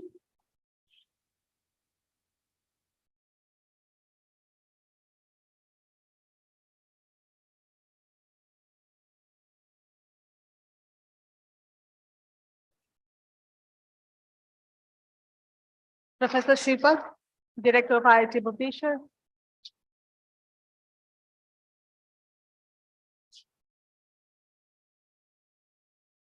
Dr. Satya Gupta. Thank you so much for sharing your views on this buzz, digitalization and G20. Thank you so much. So now we will move to the next session. So we have back to a very interesting panel discussion. Go ahead.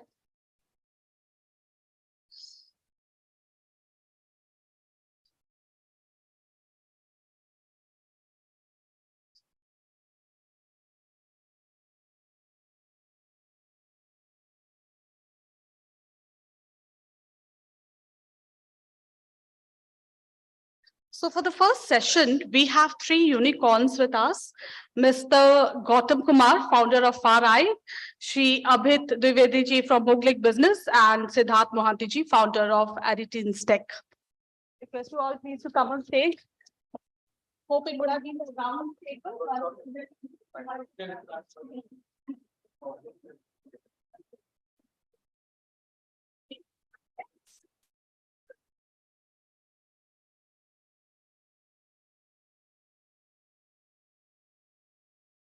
Can I have one more mic?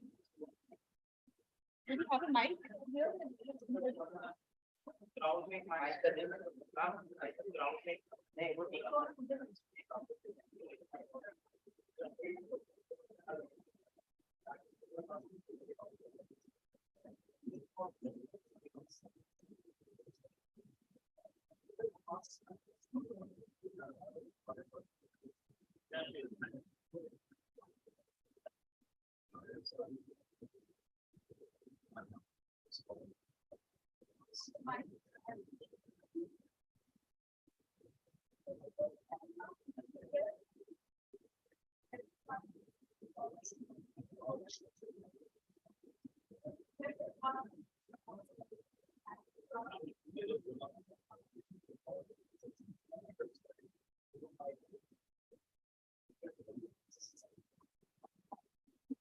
Hello everyone. यार मैं थोड़ा खड़ा हो जाता हूँ। I am a local kid of KIIT। कितने लोगों को बुलाया गया जबरदस्ती इस इवेंट के लिए? चेहरे पे दिख रहा है।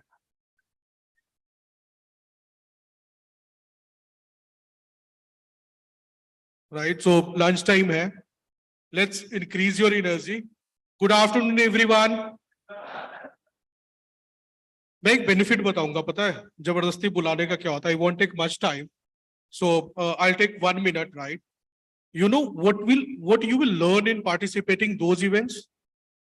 मैं ये नहीं बोल रहा हूँ कि क्लासरूम प्रोग्राम बोरिंग होते, बहुत सारे प्रोफेसर बैठे हैं, टीचर बैठे हैं, मैं भी मिला हूँ even after 15 years, and I was also part of this crowd long back. जबरदस्ती आज क्लास नहीं यार, चलो कोई कुछ स्पीकर आ रहे हैं, कुछ इवेंट हो रहा है, and then after participating in few events realise कि this is giving much more exposure as well, right? And whatever you will learn, Mr. Mittal was here, Dr. Samantha sir was here. These guys are like a great inspiration, and you guys are so lucky to get KIIT-DIA, and I have seen passionate effort. मैं introduction पे आता हूँ अपना बाद में, just like wanted some of your brain, and he has put a lot of effort in last 12 years to create, to make KIIT-DIA on this level.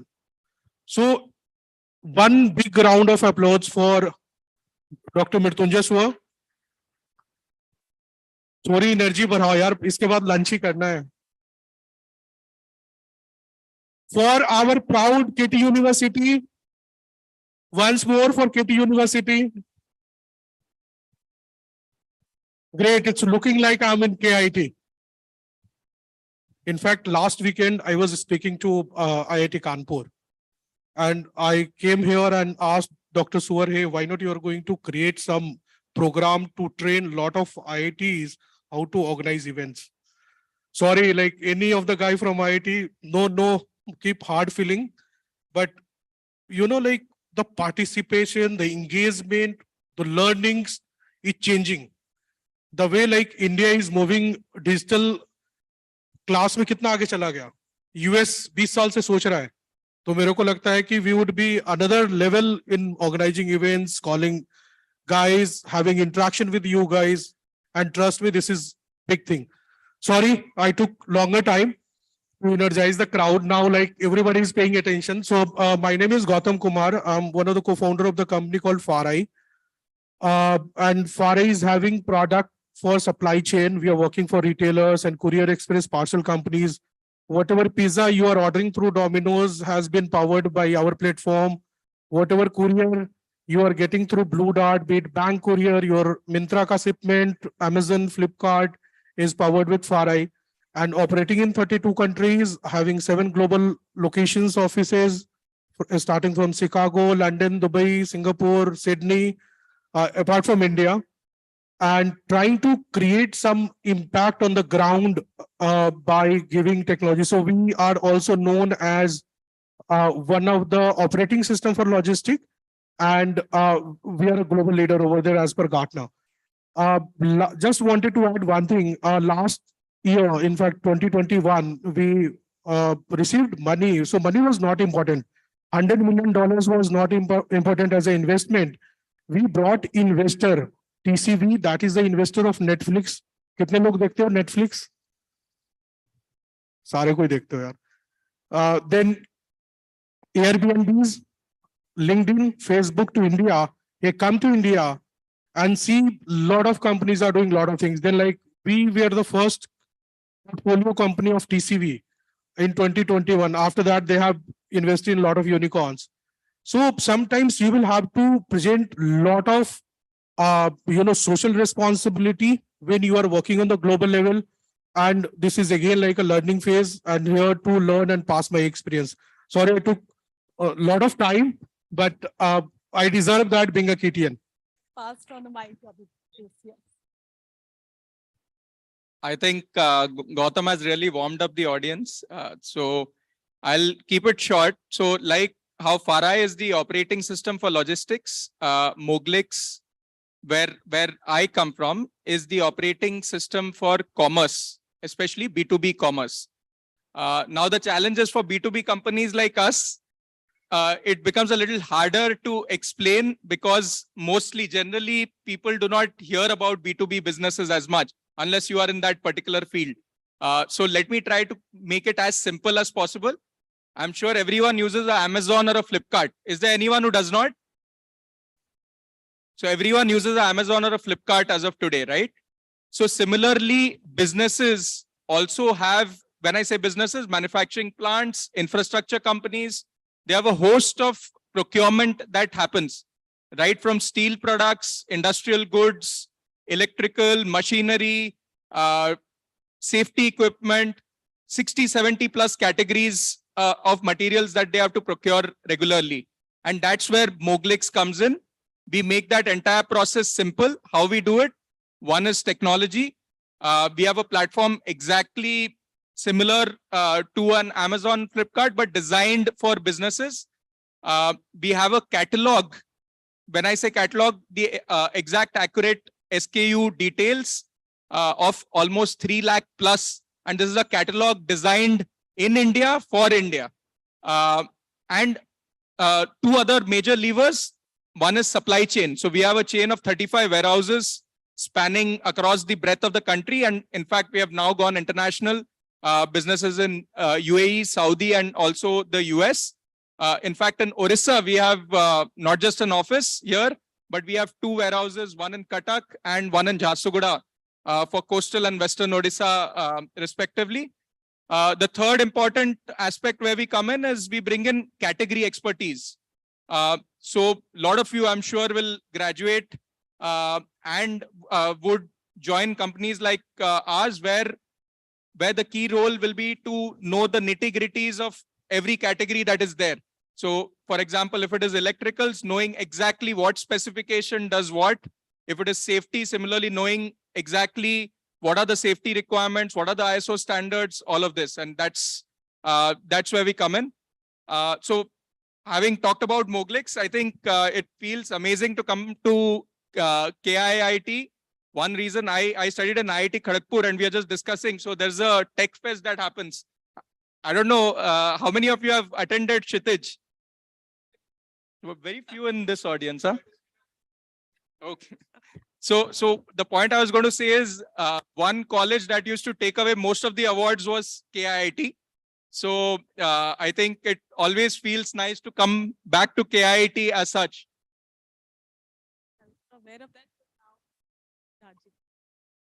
Hello, everyone. I am the CTO and co-founder of Eritians. Have been a serial entrepreneur, and this is my present engagement as of now. And to give you a brief about Eritians, we are a highly specialized implementer on Pega systems. I'm not sure if any of you have heard about Pega, but many of my colleagues are from KIIT and KIMS. In fact, we also do a campus recruitment from KIMS over here. So Pega is a market leader in low code, no code, digital process automation, AI, ML, and CRM. And among companies we specialize on Pega, like there are companies like EY, Accenture, Capgemini, which do many things on earth. But among companies we specialize on Pega, we are by far the largest company in the world. And like coincidentally, like 3 of my co-founders are also from Odisha. Thank you very much. And like I can see the efforts of Mutunjay Bhai over here. He has assembled a very wide range of entrepreneurs to speak to all of you. So hope all of you take the advantage of all of us over here. So now we'll start, like how to go about this. We have 40 minutes time scheduled for this session, and we'll try to touch upon all the major thrust area where digital technology plays a vital role. So I'll pose two questions to each of you. I'll start with Gautam first. How do you foresee the role of digital technology in the circular economy, specifically when we're moving from the traditional take, make, dispose economic model to a circular model? Right. So this is very important thing, right? Connecting with the technology, first of all. So in the circular economy, यार देखो circular economy क्या होता है मैं बताता हूँ बहुत simple for rest of the crowd, right? So how will you utilize your resources at maximum capacity? Mota mota for rest of the guy who is hearing first time, right? Now technology is playing very big role because the power of technology for the circular economy is that I can say circular economy won't be possible without technology, right? And इसलिए technology has evolved so much to bring everything on the optimization level. So there are few levers, right? So first lever, right, I'll say like a traceability, tracking and all. You have seen starting from the, even in your business, right? Starting from the making of the product, raw material of the manufacturing, in the journey for the first finished product to the going back to the customer to the last, right? So if how will you optimize every layer? How will you plan the better production cycle? How will you plan, best inventories location, right? कि वो भुवनेश्वर में ज्यादा खपत हो रहा है या अहमदाबाद में हो रहा है, right? So you will have to connect with the technology. That is one parameter. Another thing, and definitely for that, IoT devices are there. You have seen that. GPS tracking chalti hai aaj ke date mein. Lot of softwares are there. Even in supply chain, we have seen like a warehouse management system, how to automate the warehouses, inventory management, order management, right? Because of the best optimized way ki possible kaise hoega. The another biggest lever is the machine learning and data analytics, right? So why operating, like why he's sitting here in Bhubaneswar? Because he knows from the heat maps, data and all, our largest customer base of Moglix is in Bhubaneswar, right? And ऐसा नहीं कि like अभी का मन किया कि यार चलो भुवनेश्वर से operate करते हैं. And for that he might be having a lot of analytics team, did research and analyze he will have to be near to the customer, right? And that is again part of that. The third and important thing is the shared economy. You might have seen Ola Uber use करते होगे, right? अगर वो technology नहीं होता तो क्या वो driver तुम्हारे पास आता या आपके पास आता? नहीं आता. तो largely because of the technology, you are going to not only book the ride, you are not going to optimize the price कि point A to B जाना है, right? The more thing you are adding your co-passengers as well, right? So that is the power of technology. So definitely, I'll say rather like without technology, these things are not possible. And definitely like in the traceability, blockchain, Web 3.0, decentralized warehousing of the data, right? Everything is coming and innovating just to optimize and to get the best result. 3D is like a 3D printing machines are there, right? Well, like for the GTM, why you need so much time? Don't waste so much resources, right? So without technology, even you can't think about the circular economy, as per me. Perfect. Now, question to AG. Role of new age digital company faces a lot of barriers beyond economic, including the societal thought chain. So, your views on this? So one, I think generally when it comes to adoption, right? So different people are on different axes of the curves, right? So there are always early adopters. There are people who are maybe en masse who once the early adopters have adopted a product, then they come in. And then there are always people who are late onto the technology game, right? Having said that, I think if I were to look at the time I graduated from IIT, which was 2011 to 2022 now, I think there has been a fundamental shift in how technology, be it digital products or electronics products, how they are not just perceived, but also used. Today, even my grandparents use a smartphone, right, which was unimaginable earlier. So I think this is it's a natural progression. Whenever there is something new, you'll have different people along different curves in terms of the adoption and adaptability. But having said that, I think what has been fantastic, and I think heard from Mr. Nayak, the government's push, especially India Stack and CoWIN and the JAM Trinity, I think that it has fundamentally changed the game, and it has opened up digital for everyone, right from a person in the remote part of Koraput to maybe someone who is in the bracket 70 plus, who is very new to technology. I think everyone is now well versed with technology, understands its importance. And to be honest, I don't see a lot of inhibition in terms of usage per se. Now, taking the discussion on circular economy a little bit deeper, my next question is, what are the key trends, to Siddharth Mohanty, what are the key trends followed by innovation startups to facilitate circular economy, be it resource management in the healthcare sector or any other industry sector startups? Right. Now, like circular economy and like digital startups, so I'll like focus only on that. There are many other companies, starting from the big ones as well as startups, which are kind of focusing their business model around circular economies, but I'll just focus on the digital startups.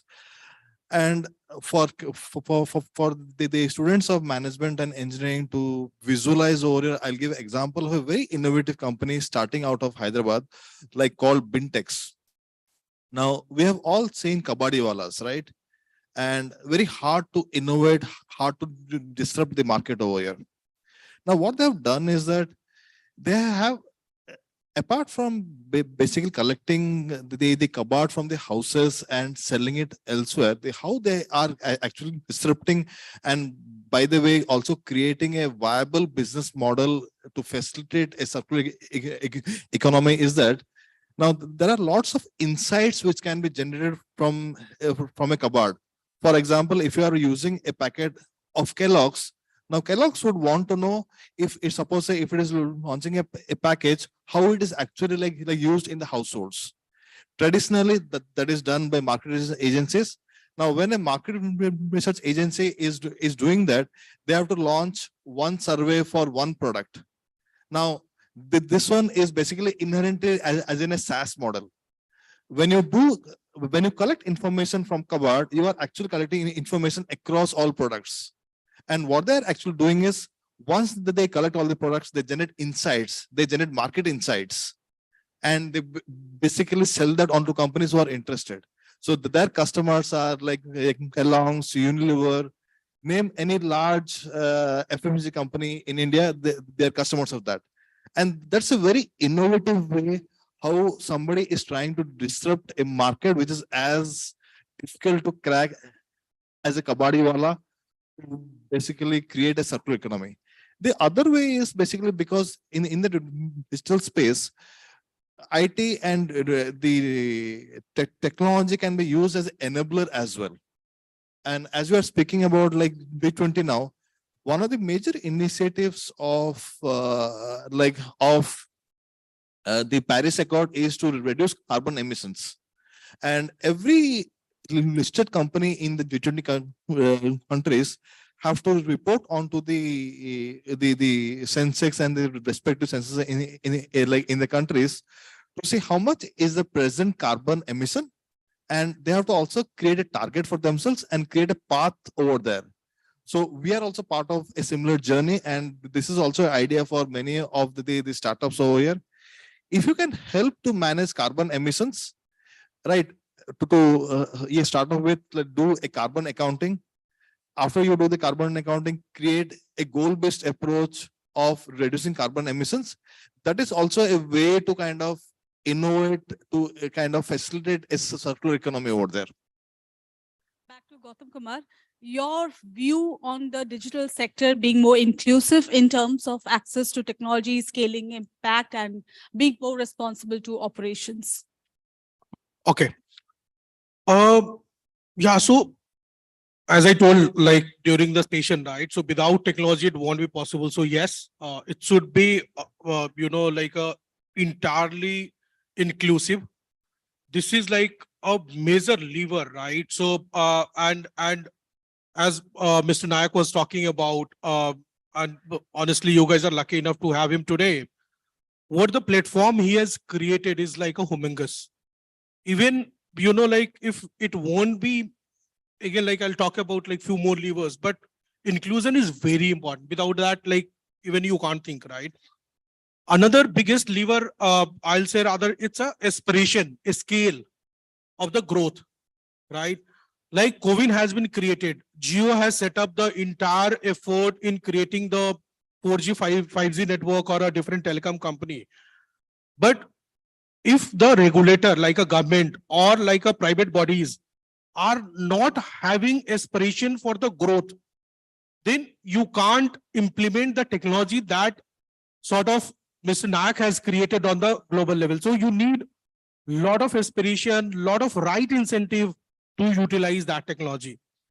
And third one is also accountability. And definitely these matrices, right, varies from the partner in the ecosystem.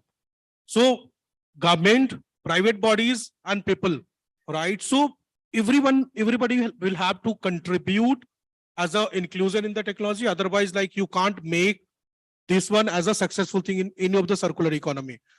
And we are lucky enough to be in country like India. And I was lucky enough to have conversation during the design of COVID. And today I was chatting about the common thread, right? Like how we were doing that, right? And multiple times I have represented industry's body to the government as well. That is the benefit being in Delhi. And what I have seen that, like government is also very aggressive. They have very amazing people on the board. They are going to, like they have created UPI. UPI is amazing example, right? They are coming with the ONDC, Open Network Digital Commerce, again like a unified layer to democratize the entire e-commerce that is happening. And healthcare, what I have seen and heard. So they have also created data for end patient to the hospital level. And definitely it's in the making state right now. But think about the power. And I was discussing in the car when I was sharing with Mr. Nayak today. He's working and he has not shown me because of the privacy issue, right? Lot of initiative that he is working, right?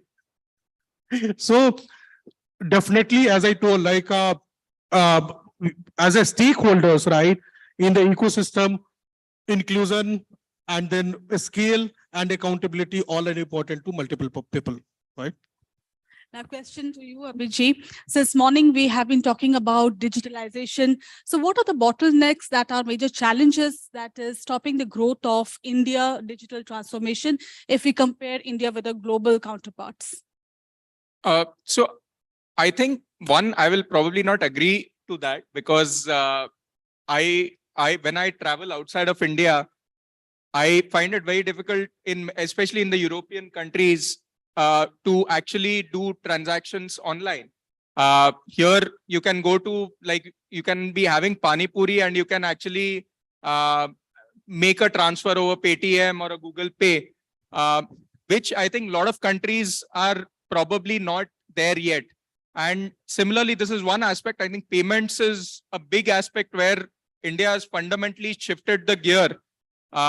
Second, also, if you look at some of the applications, like I think someone mentioned, when you go to the US, the COVID certificate is actually on a piece of physical paper, whereas in India, everything is online, right? So actually, we are not very far away from the digital curve, but the challenge is how do you make it more inclusive? Especially places where probably 4G networks are not there. How do you set up those towers? With the advent of EdTech coming in, how do you give people in government, the students in government schools, the same access to opportunities, to the technology that maybe people in the students in private schools have? So I think that for us, and it is not just a government problem to solve. It is for everyone. It's for us at Moglix, for Farai, for a lot of the other B2C companies, especially on the digital side that are there. How do we create products, not just for India, but for also Bharat that is there, the large Bharat that exists out there. The good thing is, I think the winds of change are blowing. Lot of ground has already been covered, but I think corporates now, ultimately for corporates, I think at the end of the day, it all boils down to, does it make commercial sense or not? Governments can play their part in terms of incentivizing the same. But with a large part of, especially with our GDP growth rate, a large part of the lower middle classes or the poor are going to migrate to the middle class, right? They are going to need a lot more digital products. And it's not just about products, but also services. And I think now it makes far greater commercial sense for a lot of companies like ours, or for that matter, anyone in the B2C space as well, to actually target that audience. And I'm sure that the gap that is there, the India and the Bharat gap, it's getting bridged to a large extent, but I see it completely getting bridged in the near future. My next question to Mohanty, please share your thoughts on how digital innovation has made an impact on the customer engagement, assuring uninterrupted business growth and consistent ROI. Wonderful. That in fact is a very good question over here. Now, customer engagement has completely changed over in the last decade. Usually, customers had to come to the businesses. Customers have to come to the enterprises for engaging with the enterprises. Now it's the other way around. Enterprises are able to reach out onto the customers to engage with them. And if we see the entire customer life cycle over here, I'll just quote with some examples on how it has changed, so that everyone is able to visualize over here. Now, the entire customer lifecycle starts with the acquisition to onboarding to a lifecycle management. And I'll quote 3 examples of how all these aspects are getting changed. In the acquisition process, MarTech has changed. MarTech is basically marketing technology. Earlier, many of you, and even as of now also, many of you would be getting calls from the various banks, the telco companies about various offers over here, without them understanding what is your need, right? It is because the MarTech was earlier based on segmentation over here. Now the MarTech is now more 1:1 personalized. Suppose say if I go to YouTube or if I search on Google that I require a car, and I go back to HDFC Bank and I see that I am being offered a car loan for the same brand as I was searching over there. That is highly personalized, and that increases the propensity or chances of me taking on the actual loan. So MarTech is changing, and the technology is enabling that. If we go on to the onboarding process, right? Now with the advent of Aadhaar and various other technologies available, also the advent of imaging technologies, your onboarding process is much more smoother now. Now you just take a selfie, upload it, internally the bank connects to the Aadhaar database, compares you the photo with the Aadhaar card, and it's able to authenticate you and then onboard you. That's how it is changing on the onboarding part. Now, if we go on to the customer lifecycle management, now many a times whenever you have a challenge in your suppose like your credit card or the bank account, you are calling the call center, and this is something which is coming up, guys. Usually a person on the other end tries to find out what's the account number, and they try to answer you. Now things like ChatGPT is about to change all those things. There will be a virtual agent behind the desk. They will understand what you need and they will respond to you virtually over here. That's how both the companies will be able to kind of reduce their expenditure or the OPEX of managing all the call centers. And that's the way how you also should have the idea on how do I create a virtual assistant using things like ChatGPT. Other companies like Google are also building Bard over here. So these things are going to change the way how like customers are engaging or how the enterprises are engaging with the customers over here. I think we've come to the end, but before that, I'll have a question for all of you. So your view on the change of perception of our innovation. A decade back, for us, innovation was for PhDs, for patents, but now that's not the case. Of course, that metric still exists, but now even a farmer can innovate. You don't need resource for deep technology for innovation. Even with a mobile phone, you can bring innovation. So what is the yardstick based on which India need to focus upon to leapfrog to the next orbit in terms of the global innovation index? So maybe Abhijit will start with you, and then as the sequence goes. So definitely, I think right now, access to dream bigger now exists with everyone. And technology has obviously given that access to everyone, be it a tier 1, tier 2, tier 3. But having said that, I think we overemphasize on the Indian jugaad a little too much. I still fundamentally believe that the core innovation will continue to happen in universities, in private companies who spend on R&D. Some not so good facts. We spend only 0.7% of our GDP on R&D. And a bulk of it, which is almost 55 to 60%, is done by the government. Our private companies spend very, very less if we look at global benchmarks on R&D. And I think that is something that we need to change.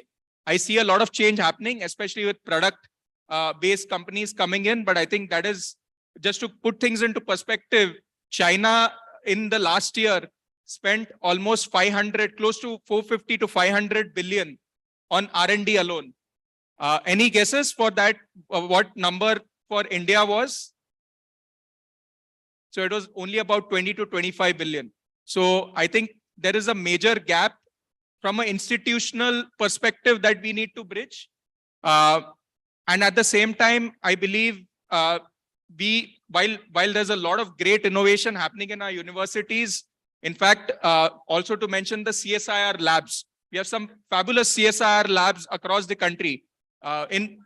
Yes, IMMT is there in Bhubaneswar, which is doing some great cutting edge research as well. But the problem is there is not enough collaboration between industry and academia. While I think the government is trying to bridge that gap, but I think it's, I would put the emphasis more on the private companies to actually come out and shift from, say, disintermediation or maybe copying technology elsewhere to actually adopting real designed in India, made in India products. And I think that is the future. If you look at even the startup space from the early, from the 1980s to 2000, so you had the likes of Infosys, which is no longer a startup, but it was a startup at some point of time. So you had the IT services coming in. Then you had more IT product services, like, for example, say a Mooglix, where we were solving for a disintermediation game, right? I think the next phase in India's startup journey is going to be deep tech or deep product startups. And I see that happening. We have some fabulous work being done in the defense space by startups. I see some fabulous work being done in drone technology. And I think that is the future for us. So we need to, in summary, I think we need to overemphasize on innovation and especially pumping in more money into R&D, especially more on the private sector. And at the same time, we need to improve the collaboration that already exists between government research institutes and the private. No, thank you, Abhijit.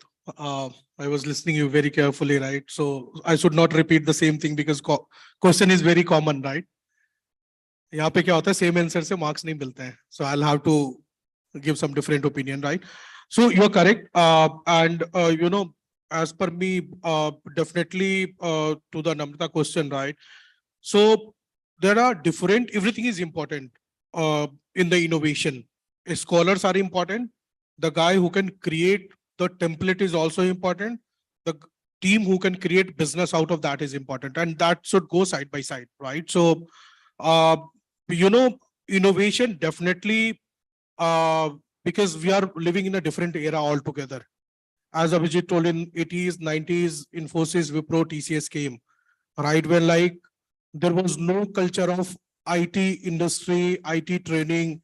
Now, after 3 decades or more than that, what we have seen in India is a great hub of the IT brain, right? So definitely what next after that? As like Mr. Monty was talking about Chat GPT, right? So Chat GPT is another next level innovation. So, like if you are going to solve the problem of human being on the ground, your innovation will get respected, will get valued, will get translated into money. And there might be innovation. I'm coming from business, so I don't know much in the PhDs and all. Let's assume like you are going to create a hybrid vehicle. वो road पे भी चलता है, सी में भी जाता है और फ्लाई भी करता है. Might have seen in a lot of movies, Hollywood movies, right? And सोचो कि वो इनोवेशन तो है, बट कार्बन इमिशन इतना ज्यादा करता है कि 2 घंटे में आधे सिटी को पॉल्यूट कर देता है. So it should be sustainable as well, right? And it should get accepted as per the norms. So definitely, in the new age, as we are talking about starting from the circular economy, lot of times PaaS is coming like a product as a service. The example I was giving as a Netflix, earlier you were getting CDs, DVD on rent. Now you pay the subscription fee, right? Even in the same way, what Moglix is doing for the large enterprise and manufacturer. So they are asking, hey, don't worry, install my requirement software as well. We are going to start from there. You punch data, you collect data, you make like all the MIs from my software and give the requirement. Will provide all the service till last level. Only apart from the manufacturing, what I don't know much, but they are trying to penetrate much deeper with the customer. Same with FARI. When we are going to ask, we have started from last mile delivery company, right? Then we thought, hey, why only last mile? There is a lot of space in long haul. We acquire one company. There is a lot of scope in first mile. We have reversed from last mile to first mile. Almost business is same, right? And we created like a complete operating system for the logistic. Because in the entire chain, you will see 3 legs: first mile, long or last mile. But apart from the owning the SLA and the price, we own entire technology. That's what we are like a software as a service. Otherwise, if we'll own 2 things, we would be like a 4PL company. 4PL usko bolte hain, jo multiple third party courier hote like Blue Dart, DTDC and all. Usko aggregate karke banate, like in India, Ciprocket is the example, right? So, and we might be like one of the largest operating in 30 countries 4PL. We will start owning that, right? But we are not doing. We know our enterprise customer, as Abhijit was saying, as he was talking about, right? So they are expecting, hey, we have everything. We have infrastructure ready. We need some unified layer, right? So definitely innovation will change the shape and form. Innovation will keep happening. The learning layer has been changed. Now we are sitting on hell of data, right? We know a lot of consumer patterns. We know the behaviors. Even you don't know, sometimes you might have seen like in our Facebook, Insta and all, you might be having conversation, even on Alexa, pata chala ki wo Insta ke ad mein aa raha hai. So think about that, right? So because of all those things, the innovation will happen on the next level, like a, Chat GPT, again 3D, shared economy, optimizing cost, and India is sitting like a powerhouse, right? I was going through the one session by the CEO of a startup India. And I was surprised to see the data that we are having and the brain that we are having. And definitely, guys, like everyone is having amazing scope all across the globe, right? Just think, validate, sell to few customer, lot of investors are there. KIIT Incubator is there to support and keep innovating. Thank you. Sure, sure. See, like for me, innovation, I'll be a bit like counterintuitive over here, right? I will ask all of you not to focus on innovation over here. The companies which are beside me are very good examples over here. One is in commerce, one is in logistics. And these are problems already existing. If you focus on to identify problems, right? Identify big problems which require technology or which requires disruption over here. Thereby, you will automatically, innovation will actually follow you. So that's a very good way of trying innovation, but not focusing on innovation, but identifying a problem. The other thing which I see in the Indian society, especially over here, is innovation and problem solving has to start from school kids. When people are taught algebra, when they are taught to use X, they are not given a practical example on why they require algebra. If kids are taught about Pythagoras theorem or people are taught about Bernoulli's equation, they are not given practical examples of how it will help them in the real life. And that is where the problem solving skills, the why has to be answered over there. And I've seen a very innovative company out of Bhubaneswar called Young Tinker, which is a foundation over here. I know many of you would be aware of it. They're focusing on innovation in school kids by helping school kids to do tinkering over here. Those things are very important if you have to build a society where problem solving is a core ethos. What we require is problem solvers. Innovation will follow.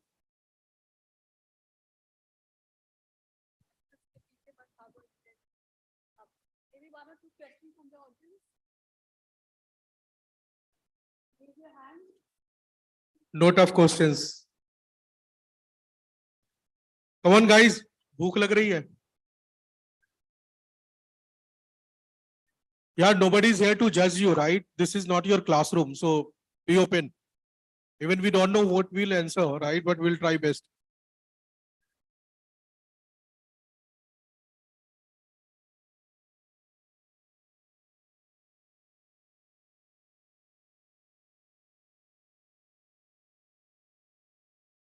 Hello, sir. I'm Abhishek and I'm from AIMS Bhubaneswar. And I've been in constant touch with Gautam, sir, previously also. So my question to you, especially Gautam, sir, like suppose like I'm a medical student, I'm not exposed with much technology and I'm building a tech product too. So now tell me like what being a student should actually communicate with the community to scale it up. I mean, Good, Abhishek. yeah. No, great. And in fact, I seen your message as well, right now. And after my last level, you got connected, you pitched your product. So largely, I'll say you like pick a item that might create the largest impact to the society rather than the multiple items. So, the best part with the student, they have a lot of energy, even at my age, right? I was thinking about, hey, chalo, ye bhi bana dete hain, ye bhi bana dete hain, 10 product bana dete the, right? So, I'm getting late. I'll have to rush to airport. So, somebody is indicating me. So largely kya hota hai, just focus on the big problem, right? And definitely if problem is new, the problem is not a lot of guys are aware, then it will take some time in educating about them, right? But if it's a existing and people are by default like a WhatsApp, ki chat kaise karna hai, right? Then definitely you will get the entire velocity over there. So identification should be very solid. And the ease of solution, ease of usage is very important, right? And then definitely once it will create the value to the user, automatically it will spread like WhatsApp never did like a lot of marketing once upon a time, right? But ease of usage has given a lot of a scale to WhatsApp business. And definitely like we can chat offline as well, right? Anything you guys wanted to add? Thank you. Thank you, sir.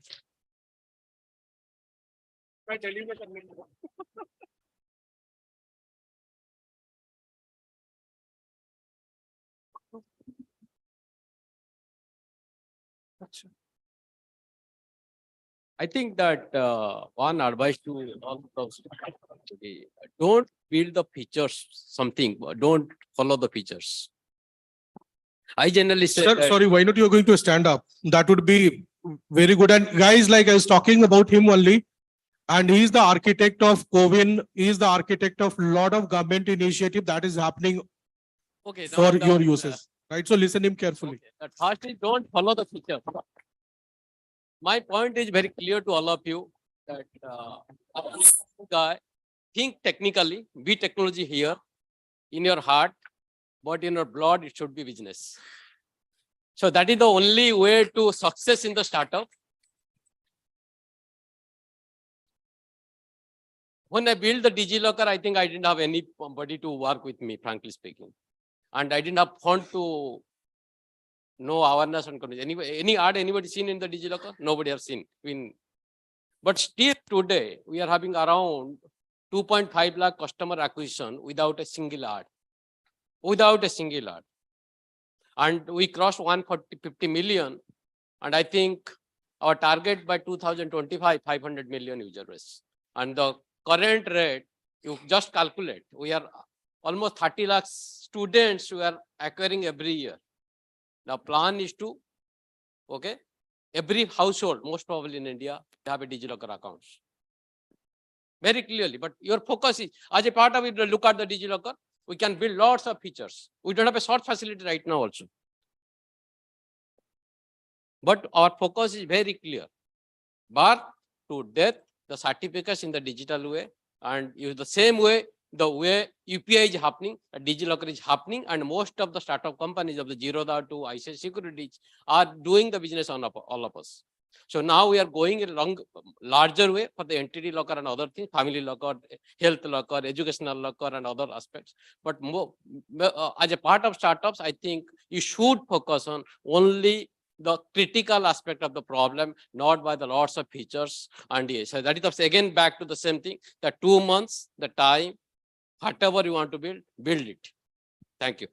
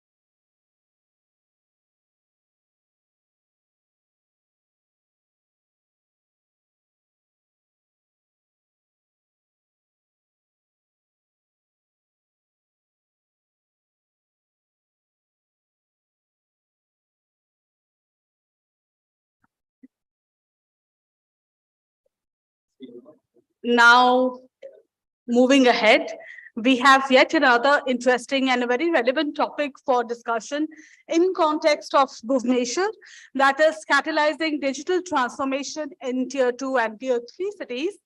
And we again have four experts today joining for this session. I request Aishkan Mohadi sir, founder and MD of Tatwa Technologies Private Limited, to come on stage.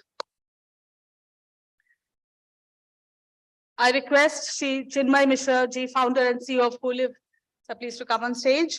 And Dr. Lalit Manik, founder of Metel. Is he here? Okay, he has come. Okay, wonderful. And Mr. Omkar Rath, our own Omkar, Program Director of MSH Government of India, to come on dais. And I request Omkar to moderate the session.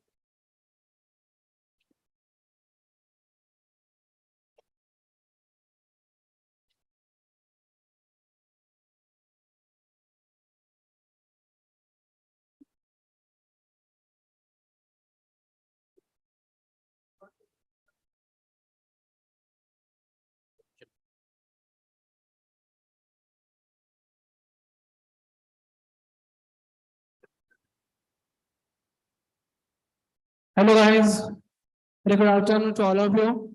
भूख लग रहा है क्या? ये सुन लो फिर खाना खा लेना, ठीक है? ये ना थोड़ा सा क्या है, स्टार्टर टाइप का है and this is completely related to the ecosystem that we are in. I mean ମୁଁ ବି ଓଡ଼ିଆ, ସମସ୍ତେ ଓଡ଼ିଆ, ଠିକ ଅଛି?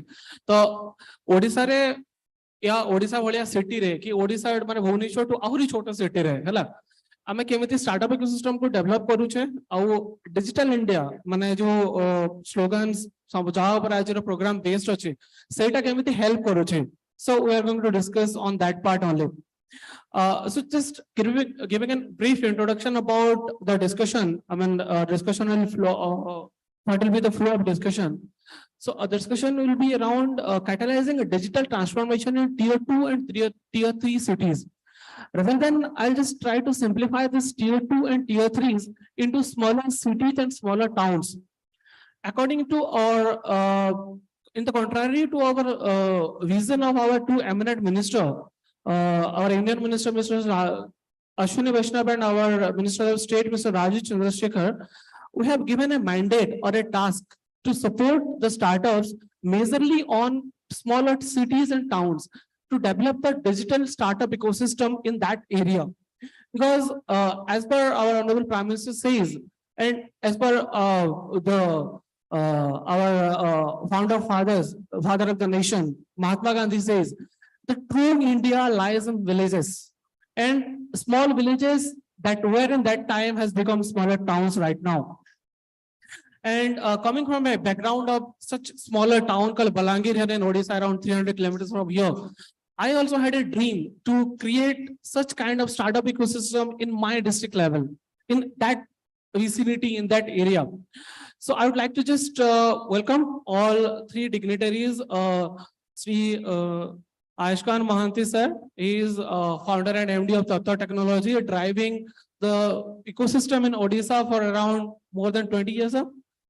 He has completed 20 years recently, I guess. So welcome Ayushkan Mahanti sir. Mr. Chinmay Mr. sir, he is the founder of Holi, and our own Lalit Manik sir, he is the founder of Metal. So, sir, the discussion as we discuss around will flow through some topics like you'll just need to introduce yourself and on a line how digital transformation has changed the concept of your business or your growth in last couple of years and how it's impacted your journey. So I'll start with sir only. So please. Good afternoon and thank you KIIT TBI giving this opportunity. I'm just watching a couple of sessions more, Gautam and Mr. Nayak was talking. It was really a learning session for me because you know that Tattva, a company started me with my friends 20 years back, some 3 people, currently we are 3,000 people across the country. So rightly talk about the tier 2, tier 3 city. Tattva Technology is a, you say the digital transformation services company and pan-India presence, 6 delivery centers all across the country, global presence also. Coming back to you things, no, startup ecosystem and how, I mean that how digital transformation helps our company last couple of years. Definitely, if you see after pandemic or before pandemic, the tier 2, tier 3 city especially plays a very crucial role in terms of startup ecosystem as well as boosting small and medium company. Couple of things I could notice, I have seen in my business also. We are in most advantage position this part of the tier 2 or tier 3 city because one is cost advantage because we are serving all the customers all over the world. Second aspect is that getting resources. People say challenge is own advantage also. So if you see the adoption of technology has improved a lot post-pandemic because of it has forced the people all over the world, or basically country like India, in technology adoption or internet penetration, uses for buying, ordering products remotely and using technology as much as possible. If we take one example of my company did one project in one of the state, improve the income of the farmers. That's one of the project we did, which we use technology. We could see that the rural India has got so much of mobile penetration, smartphone penetration, as well as also on state like Odisha, and also on the internet penetration. So there we could build a system which become example right now for the country, for one state, the how to improve the income of the farmer. So be on in terms of what he needs to cultivate, give them lot of information about that using lot of technology, using I mean that data science, using the topography, using the climate information, and helping the farmers to cultivate what they should cultivate, what they should grow, what time, and how to monetize this, and also sell in the give the market.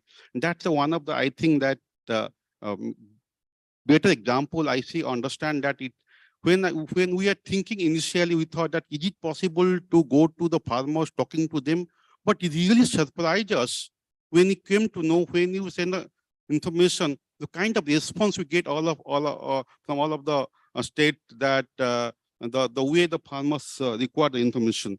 So these are the small lot of projects we did where I think these are things give lot of business to all of company like us, and last couple of years because of the adoption of technology. I think this is the thing I understand has helped the company like us to grow and sustain. Perfect.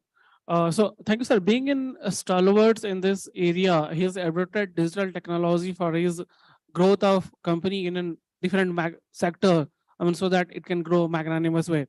So next is Chinmay sir, how it has impacted your journey, the digital transformations as for last couple of years. Just wanted to know. Sure. Thank you, and good afternoon, everyone. Jai Jagannath. It's, I mean, you know, I've been a serial entrepreneur in this space for the last 10, 12 years, built from company from scratch, exited it a few years back and then started again. And always been very, very passionate of coming back to Bhubaneswar, doing something here. Unfortunately, couldn't get a chance to do it the last time round, but I'm definitely going to do it. And that's one of the reasons I was in Bhubaneswar past a week or so. You know, when it comes to digital transformation or looking at tier 2, tier 3 cities, over the past couple of decades, a lot of things have changed. When we started out about 10 years back, 15 years back, I think the typical mindset we used to have is that if you're talking of solution, which you're catering to a, say, tier 2 or a tier 3 town, the first thing you start doing is stripping it off all the bells and whistles and all the bell features. You know, you almost start assuming that someone sitting in Bhubaneswar or Jaipur or Indore will not need this X feature or Y feature or Z feature. You know, you almost start compromising on the quality you're providing, on the service levels, everything. You start stripping it down, you know, to the extent that you say, hey, you know, someone in Bhubaneswar, they don't need a next day delivery. They're fine with 2-day deliveries. You know, they don't need, you know, something right away.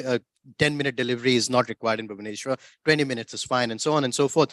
I think what I've realized over the last 10 years of the couple of journeys that I've had is that perception has changed significantly. We, you know, and because of technology, the playing field has leveled up so much, and with access to information, and everyone is almost on the same plane, that as providers or as companies or as startups, it is no longer okay to compromise on any of our quality, any of our service deliverables or anything that anyone gets in, say, Delhi. The same thing needs to be happened in Bhubaneswar, in Jaipur, in Patna, wherever you are. So I think that is a big change that has happened. The other thing also, when we talk, for example, we run one of the largest student housing facilities in India right now. And we are extremely bullish on the Bharat story. We believe that the real potential lies in Bharat. And when we talk to potential investors, we talk to other stakeholders and say that, hey, look, we are very bullish on Bhubaneswar. We are looking at Patna, you know, Sikar, maybe Nasik, and so on. The first question they ask is, oh, but are the people going to pay there? You know, what is the willingness to pay? And that's again a perception which I feel will take about some years to change. And technology will bring in that change when people start realizing that when you talk about tier 2, tier 3 cities, it is never about how much people are willing to pay, but it's always because the kind of products or the services we have always brought to these parts of the country is not commensurate with what we are charging to a tier 1. When we strip it of all the bells and whistles and the features and we start charging the same, people are not going to take it. So I think those are the kind of changes that we have started seeing in the last few years that is happening. And there's another key, since it's a room full of brilliant entrepreneurs, there is another thing that you really need to look at. When you talk about digital transformation, when you talk about how technology is making it a level playing field in the tier 2, tier 3, one of the things that you need to focus on is that, are you building something for tier 2, tier 3, or are you utilizing the bandwidth available in tier 2, tier 3 to build something, of a different scale, of a global thing? So the two are very, there's nuances in each. So be very clear of what you are trying to do in terms of technology. Just don't take something for the heck of it and then try to bring it to a tier 2, tier 3 city. But be very clear in what exactly is your roadmap. Are you building something for Bhubaneswar, or are you utilizing the talent here in Bhubaneswar to build something globally? So that will very clearly, separate the way that you want to go. So yeah, so leave it at that. That technology has brought all of us together. Just the way that it has brought a lot of us back to India from outside. There's a reverse brain drain. I hate the word brain drain, for example. It's very, very condescending. So just the way that we have come back to India. There are all brilliant people that are still in Bhubaneswar. There are a lot of folks like us who want to come back to our home state and do something. So I think that's all feasible because technology is all bringing us together. Yeah, perfect, sir.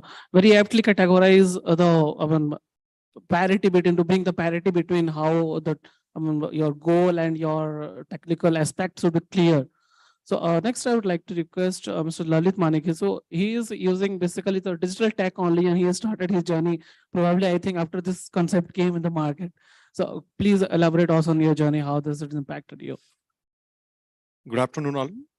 So I'll talk about few numbers. I mean, we listen for last 2 sessions. E-commerce, supply chain, now co-living, so many things, but I'm into health basically. So I'm a doctor by profession. So if you see healthcare, that how the transformation is going to happen in tier 2 and tier 3, you'd say it is not going to happen. It is going to happen, but it has already been started. So it's already happened. And if you see some numbers, like in the last 2 years, 3 crore teleconsultation has happened. Telemedicine services through e-Sanjeevani. It's not about the private. We are not counting. It's the government portal artists. If you see, there are in tier 2 and tier 3 and tier 4.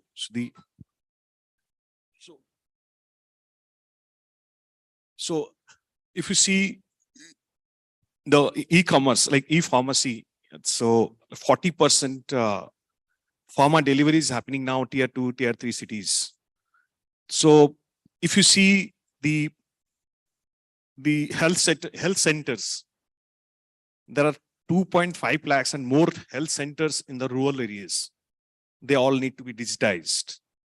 There are more than 50,000 primary health centers in India. They need to be digitized. It has all been started, if you see.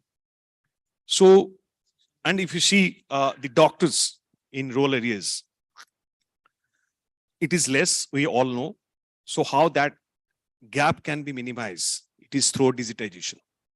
It is happening. The doctor from remote locations in Odisha, if you consider the remote location of Koraput, Balangir and all. So the now having consultation from a senior specialist from remote locations. So it's not about we are talking like it will be started. It is already been started. My point is, but yes, a lot to do in the near future. As in our case, we have started doing this with the government and even the NGOs, even the CSR initiatives. With government of Odisha, we are digitizing the sub-centers, health sub-centers, that the government is getting real-time insights for high-risk pregnancies. So what was happening before? So like ANM, Didi we call ANM. So she goes to door and do the ANC checkup, antenatal checkup, like before the pregnancy, the checkup should be done. So how it was happened before they're doing it all in manual records. And there is no data available for the collectors, district program managers, chief district medical officers. So what is the real scenario on the ground? So now what we brought the change or the digitization we brought into place, we used IoT medical devices given to the ANMs, which works offline also. So the data that captured that cannot be manipulated. It is captured through a communication technology, either Bluetooth, USB, Wi-Fi, whatever, from the devices. So we made it available for the collectors, that the collector is seeing now the real-time high-risk pregnancies that is in the village available, and every weekly we are sending notifications to collectors. So these are the pregnancies which you need to take care. And the collector asks, what is the call to action? What we can do for them? So they're building mechanism where we are creating events and the actions, everything collector, we can see it. So we can say that it is not happening not only in tier 2 and tier 3. The digital transformation are happening in the village. So, I mean, it's a time where we see a lot of possibilities for healthcare as we are in healthcare. So we have done for districts. Now it is time to done for the state, and you're already working in other states like MP. And we've done another project, population health screening. So you just imagine like the health screening you do in a quarterly basis, and you go get it through Facebook and social media, 55 tests, 300 rupees, 95 tests, 250 rupees, like this, all these you get and you click it, somebody comes and collect your blood and you get the report next day or something. Just think of the rural India and the people. I mean, I would say before that, India is the diabetic capital of the world. So almost 100 million people in India are diabetic. And out of them, 50 million, half of them don't know they are diabetic. If they're not accepting that I am diabetic. No, I have taken some sugary food and that's why I'm being diabetic. So the point is, like population health screening, we implemented one of the districts with the sound supervision of a collector. He told, why can't a trained paramedic can go with the all IOMT devices to door, and we can have the data that, and also we can geotag them, that we can take actions. So you completed almost 1 lakh screening, going door to door, and all data captured, and the game has just begun. So it is more crows to happen. Thank you. Thank you so much. So this is about the basic thought of how the technology has impacted their lifestyles and their journey. Next, I just wanted to know about how it is impacted in their experience, how it has impacted the common values of human life. Have you seen any kind of examples in your journey or in your vicinity that digital India or the digital transformations happening across India has an impact any of the persons in the who are living in the marginal sector? I mean, not in the mainstream, might not be in startup, might not be in businessman, or that's a common man, how it has impacted them, and what is the lifestyle changes that we are facing in our day-to-day life? Chinmay sir, please. Thank you. I mean, I'll give you a short example. During the so my mom in Bhubaneswar, she runs an NGO. She runs a school for the deaf and the mute. And during COVID times, I said, oh, I'm part of some some program I have to attend and so on. So I was like, mom, you're a 70-year-old, you're diabetic, you shouldn't be going out. She said, oh, no, it's on Zoom. So I said, mom, you know how to use Zoom? And I think it's been 1.5 years, she never calls me up. She sends me Zoom invites, I think she got a bit offended. How could I even ask such a thing? So, but jokes apart, I think, I mean, even when I see her, when she's out of town and she has to pass on instruction to, she runs a school as well, where she teaches students handicrafts and all those things. And when she has to pass on instructions, she does it, they have WhatsApp calls. She records a video and then passes it on. I think that's phenomenal. I mean, a 70-year-old woman who, just cleared her 10th, I think she studied till 10th grade, and she is leveraging this technology, Zoom and WhatsApp and so on. And that's why I always tell, if young entrepreneurs, even from Bhubaneswar, a lot of folks who reach out, and I'll tell them that the problem is never with technology. And when we tag technology and say that technology is not for this generation, this technology is not supposed to be used by this and that, the problem is never that. The problem is that whatever we devise, the product, we don't make it intuitive enough for everybody to use it. WhatsApp and Zoom radically changed that. They built something which is so intuitive. Nobody has to just nobody has to go through a 50-page tutorial on how to use it. I think that's the power of technology, that it has changed the landscape. And even when we are, for instance, as I mentioned, in our current venture, we're heavily present in cities like Meerut, we are present in Jaipur, we're opening up in Bhubaneswar shortly, we are present in Patna and so on. And when the students come there, they're typically from slightly base of the pyramid. That's the kind of students we cater to. And 96% of our payments are directly online, completely seamless, and all through UPI, phenomenal innovation again, the UPI transactions and so on. So I think a lot of these things, sir, is a perception or a myth that we carry with us, that when you talk about tier 2, tier 3, or you talk about a rural place, this kind of technologies may not be useful or that may not be useful. But I think technology has made it such an even playing ground. Everybody is now aware. A student staying in Meerut knows very, very well that for the same pricing point, what is it my friend in Delhi is getting? And they started expecting the similar kind of thing. Yeah. Just to elaborate on that further, when we got into the whole real estate, I was in healthcare before. When we got into this real estate hospitality space, we realized that technology here was always treated merely as an enabler. Hai to hai, nahi hai to theek hai. But when we started talking to students, when we started from these smaller towns and cities, we realized that the most expensive real estate possibly students own are their smartphones. So technology can never be merely an enabler. It has to be the driver of everything that we do these days. And that is what is happening, right from making their payments to raising service requests to even building communities, looking for internships, looking for soft skill programs, looking for skill-based trainings, where we have collaborated with industry partners to offer that. Everything is again pushed through technologically, right? And it becomes so much easier for everyone, for us to manage as a provider, for people who are consuming that information. So I think, it comes down to barriers are more in our head here, rather than technology imposing anything, that this can work in tier 2, this may not work in tier 2. Hey, I think in the last, 5 or 6 years, I was reading somewhere that the capital to the tune of almost 1.3 billion has flowed into the tier 2, tier 3 cities. Some 305 startup deals have been made. Bhubaneswar figures very prominently in that. And yeah, I mean, despite the COVID slowdown, I think equal number of deals were done. So, people are looking at this. Capital is flowing into it. Technology is not a constraint. It's just that we have to change our mindset and perception of how we are implementing that. It has also changed tremendously in our house day-to-day lives. I mean, basically the housewives and the home runner, they have become entrepreneur in their own way.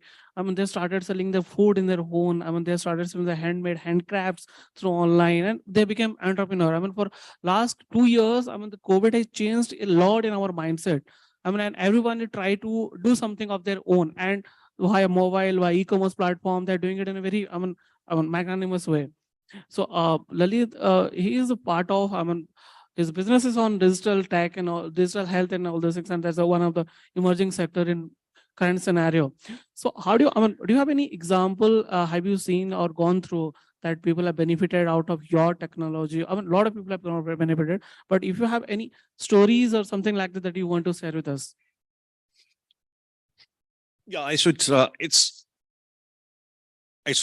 think it's really public all. So it's 30 kilometers from away from this place. We are having a telemedicine center. It's in 3 years back. So we are providing tele ECGs. So we are doing random screening.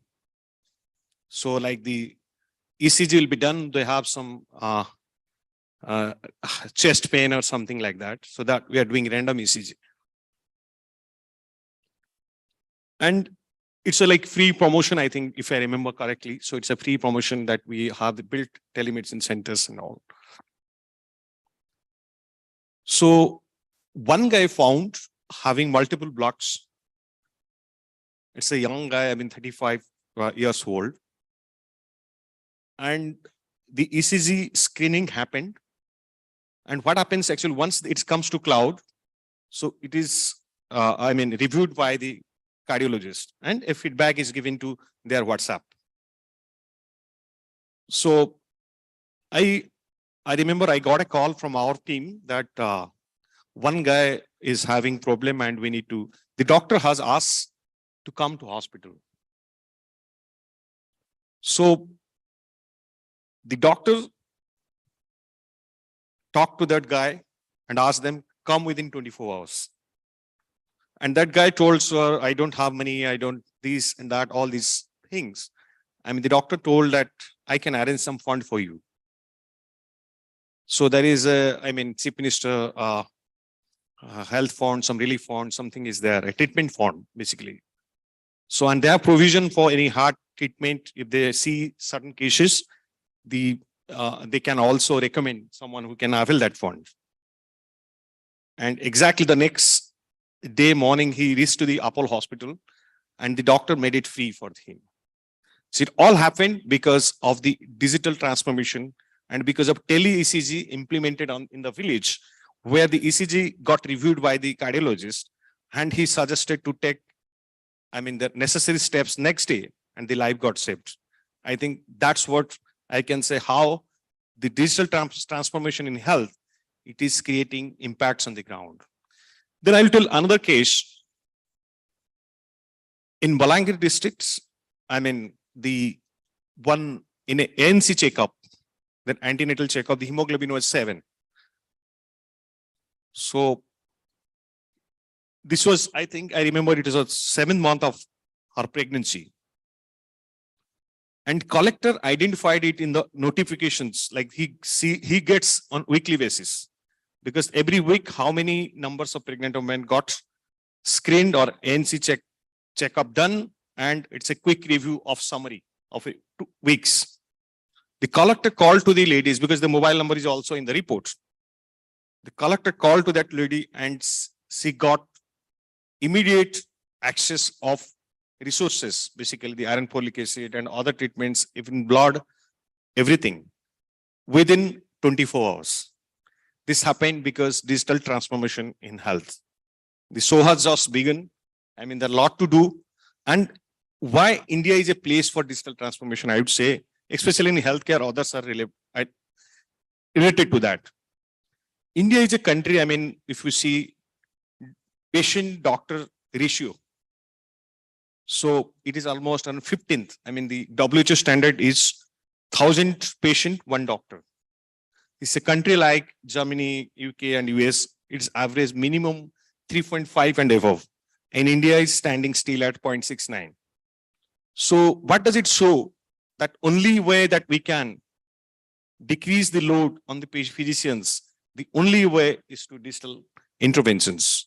We cannot reach 4 in next 3 decades, but we can decrease the load on physicians, and physicians can focus on the treatment they should do on the serious cases, emergency cases, and that can be done by telemedicine and all other digital health interventions. Yeah, thank you. Mr. Mohanty, so you have been driving your institutions for around 21 years and all these things. So have you experienced such kind of changes in last 4-5 years? How it has impacted either your employees or either your institutions or your beneficiaries or your clients? Is there any change in behavior or some kind of changes in their lifestyles? Let me tell you that before coming to my own experience, I have been seeing the evolution of startup from 2010 in Odisha, closely working with a lot of startups. So digitization, this digital transformation really helps to increase number of startups in the tier 2 and tier 3 cities. Because every day, you may say that I come in, with my interest, I interact with a lot of startups. They talked about a lot of the success story, how they are building. It's very minimum investment. They can build some kind of organization each to the masses.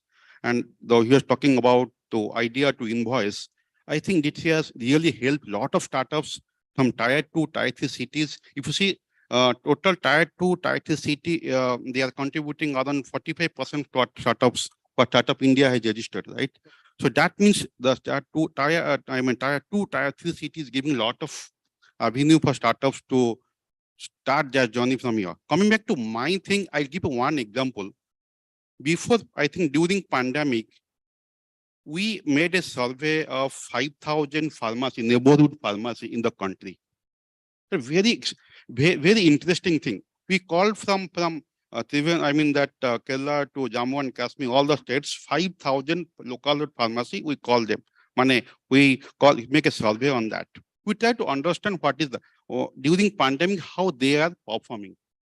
So you'll surprised to know out of them, more than 60% pharmacy, because you know that India is a country, more than 60% people, they depend neighborhood pharmacy for any kind of their medical advice or treatment, any kind.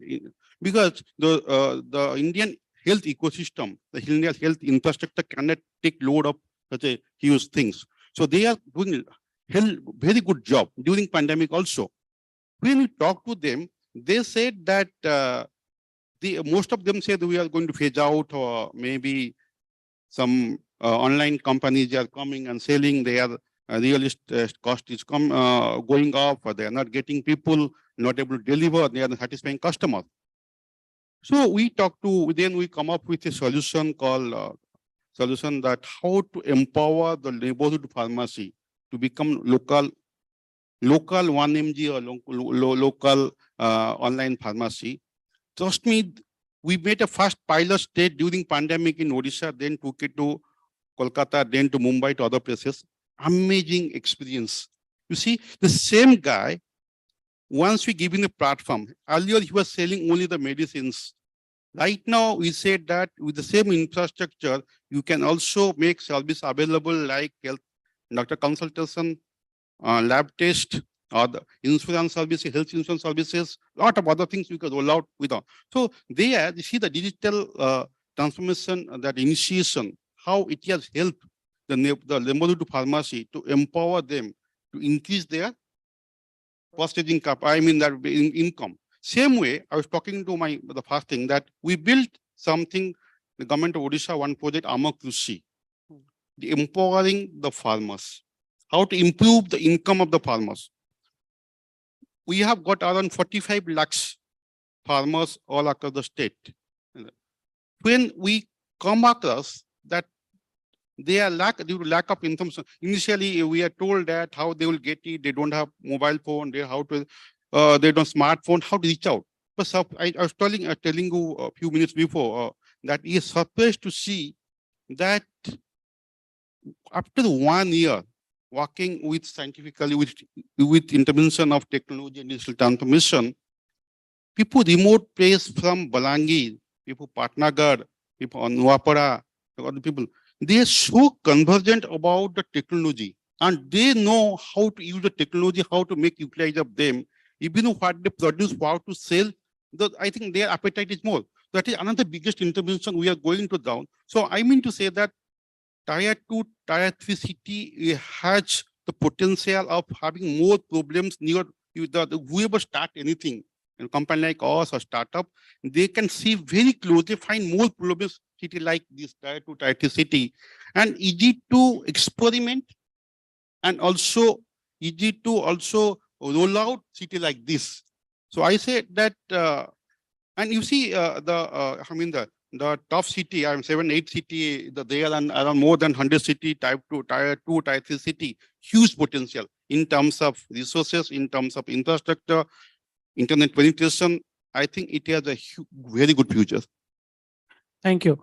Last or not the least, but I need everyone to their concluding remarks. And concluding remarks, please include your suggestions, how the government will aptly work on creating such kind of ecosystem in that areas in this and in that area, after creating the ecosystem, how it can beneficial to the marginalized populations in that unserved regions, not in Odisha, but across India.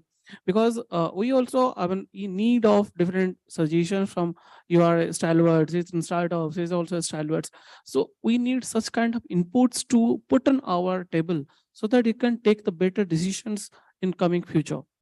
So my one request will be around suggestions and your concluding remarks on how to sensitize the entrepreneurs in that area and how to develop and how it impact the normal people or the marginalized sector people. Sure. I think one of the things that I've seen radically change over the last few years, and all credit to the various state governments, central government, and all the bodies, even the very fact that we are sitting here in such an honored place and talking about it. I think if you take about 5 to 6 years back, there was a lot of lip service around all these things, right? That we'll have this kind of initiative, we'll have that kind of initiative, but nothing really ever materialized much. But I think in the last 3-4 years, I've seen that drastically change. We've moved beyond merely lip service to actually doing something on the ground, right? Whether it is Startup Odisha or every other state, the Kerala is doing wonderful. UP has a wonderful program. MP is doing a lot. So I think, all of the states have started implementing these things on the ground, and that's very heartening. One of the chief complaints is something that I discuss very frequently with Jayant as well, is that when I speak about Bhubaneswar per se, because I can relate to it much better, I know this place. What I feel is that when I talk to a lot of startups from here, for some reason, we stop at a level, we fail to scale beyond that. There is very few that have gone beyond and achieved something starting from Bhubaneswar, I mean, that way. Not people from Odisha, starting from Bhubaneswar. And the reason for that is that, we build these walls around us in various programs that we start, we initiate. We have these criterias or mandatory requirements that to do something or to be eligible for a program in Odisha, you need to have XYZ criteria, whether it is how many employees you need to be employed in Bhubaneswar, or you need to be registered, XYZ. And these kind of things pose challenges. I'll be very, very open and honest that in my first venture, we were doing, again, something very similar to what Dr. Lalit and team are doing. Well, we wanted to get into the villages. We wanted to do health checkups. We wanted to screen those, digitize the information, and so on. And we were doing it in other states quite well. But then when it came here, we wanted to take benefit of some of the startup schemes and some of the state government schemes. But we always fell in that bottleneck. That, oh no, you need to have a setup here, you need to have so many people here. And so I think, in a short word, what we need really in Bhubaneswar is just a case in point, and any other tier 2, tier 3 city is a bit of gentrification. We were selected by, previously we were selected by government of Malaysia for a huge program that Malaysian government has called Magic. And when we reached there, they had a team of about 70 people that they had 70 teams that selected. Out of that, almost 50% belonged from across the globe. And that's how we bring in fresh ideas. And that's how you allow your own local ecosystem to compete with the very best. Because unless you're all in silos, you're not aware of what's happening outside, it's very difficult to scale. Right. So that would be my only suggestion for everybody who's involved in a decision making, that, have some more gentrification, relax these rules a little bit. If you bring in 10 startups to compete with 5 from Odisha, from Bhubaneswar, it's only going to benefit the startups from Bhubaneswar. It's not going to rob them of their chances or opportunities. A good venture is a good venture nevertheless. So that will be my suggestion. And to everybody present here, just my last remark is that, we've always been as startup folks, when we attend events, when we look at our professors, the lectures and so on, we've always been told that first solve a local problem. Once you have solved that successfully, then think globally and so on. But I am from a different school of thought. I fundamentally believe that a good idea knows no border. If you have a great idea, a brilliant idea, try to scale and grow as fast as you can. Don't restrict yourself locally.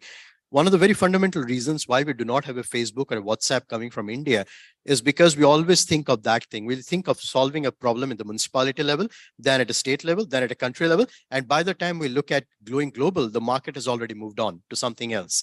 So if you have a great idea, don't restrict yourself to just Bhubaneswar, Odisha. Think of how you can scale it. Think of how you can take it globally, and and act accordingly. So don't restrict yourself to that. Have a big, big vision. I think that is where I see that a lot of folks coming from tier 2, tier 3 cities, when they look out for mentorship guidance, that's what I've seen, that roadblock is always there. So get rid of that. If you have a great idea, just go for it. This entire world is your playground. So you go for it and do it. So that would be my closing remark. And thank you so much for having me here today. Thank you so much. Lalit, please. Seriously, I really appreciate what Chinmay told. I mean, the think big. So we started here in KIIT-DIA. Thanks to Dr. Swar, nurturing entrepreneurs here.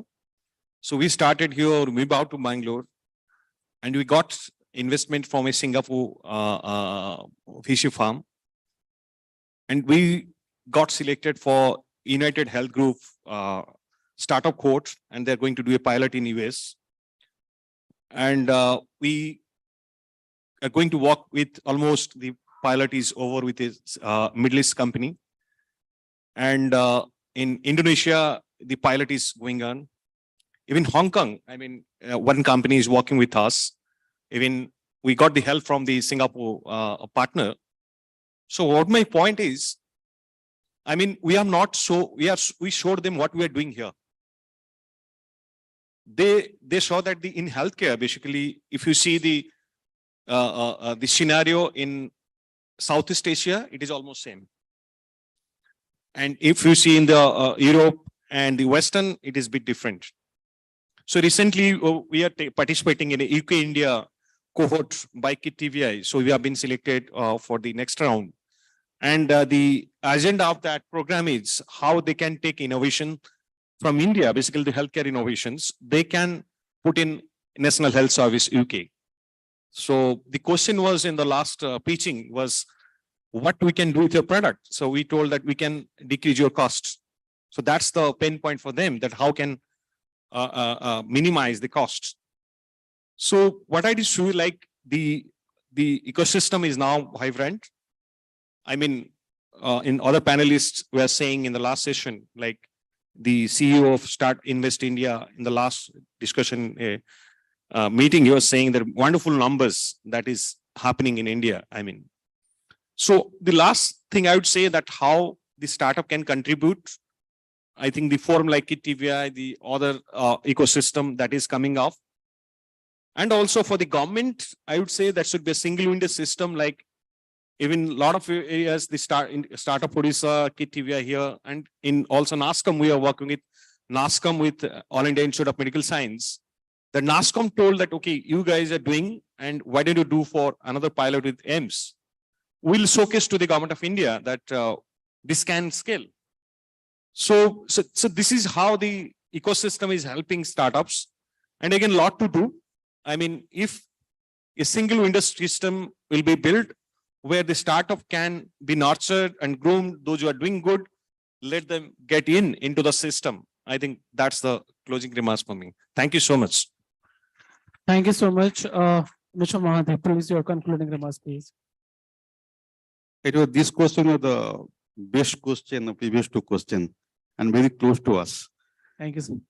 Because you know that since 2010, Mr. Suhas, I have seen the KIIT-DIA, how the ecosystem has built from zero to this level in Odisha and India.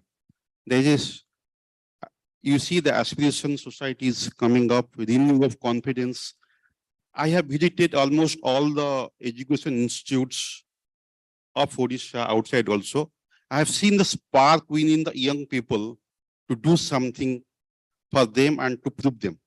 That's a very good thing. It's a wave. It's a, if you are missing, we will be missing something. Government is there, private is there, everybody, ecosystem has to work together. We have to have more organizations like KIIT-DIA take it forward. So let me coming to this question two part. One is that getting more and more people to start something new, experiment something, okay? Start something, a new startup, to building more people to startup ecosystem. That I think is happening. And a lot of people, you will find every institution, every organization will find ACL. Lot of people, I mean that lot of role models are also here. People are also trying to do something. But my biggest worry, let me tell you that people are starting, going to 2-3 years, 41 stage. After the what next? Scale them is right now, I feel, is the biggest thing right now. I'm mentoring, I think, I'm part of Odisha tax force, for startup tax force for funding. I know that a lot of people are coming, they get the taking part, doing something, thinking global. But in tier 2, tier 3 city, the problem is that funding ecosystem, mentoring ecosystem, two thing challenges I could see. People have brilliant idea. They go, the guy, he's from Bhubaneswar going to Bangalore doing great. Why can't he do the same thing here? Though we have technology, but we have to bring that kind of vibe. If you talk about Odisha, Bhubaneswar, we have to bring that kind of vibration. We have to get that kind of investment ecosystem within the state. We have to build that culture. We don't have to depend that somebody will come Bangalore or Delhi to invest to our startups. That's the wrong thing. If we have enough people, HNIs here, we can invest. But we don't have that culture. That I think the organization like KIIT-DIA or the government of Odisha, they should make some policy to bring more HNI to invest to our people, to our startups in Odisha. Second, to scale them, I think we have to think, strategize. If somebody achieves 0 to 10 crores, how to make it 1,000 crores, that's a different ball game. We have to, government policy don't require. I think we need to have more mentors to take them to different level. So these two things we need to think and take it forward. Thank you so much, sir. This is the best concluding remarks. Like, I mean, we need to introspect in our own ecosystem also, how, it can support our own startups to scale. So thank you so much, everyone. Now I would request Dr. Mrityunjay Shuha to felicitate all the people. So please.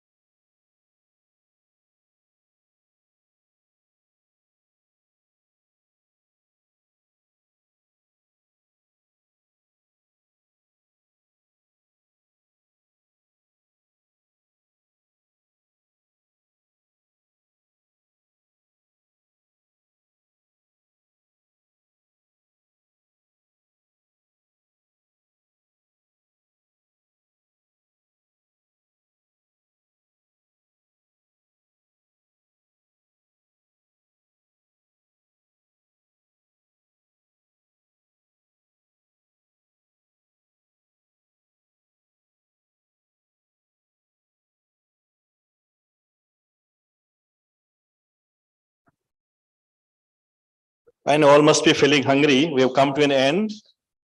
But this is just a beginning. Ladies and gentlemen, this is just a beginning.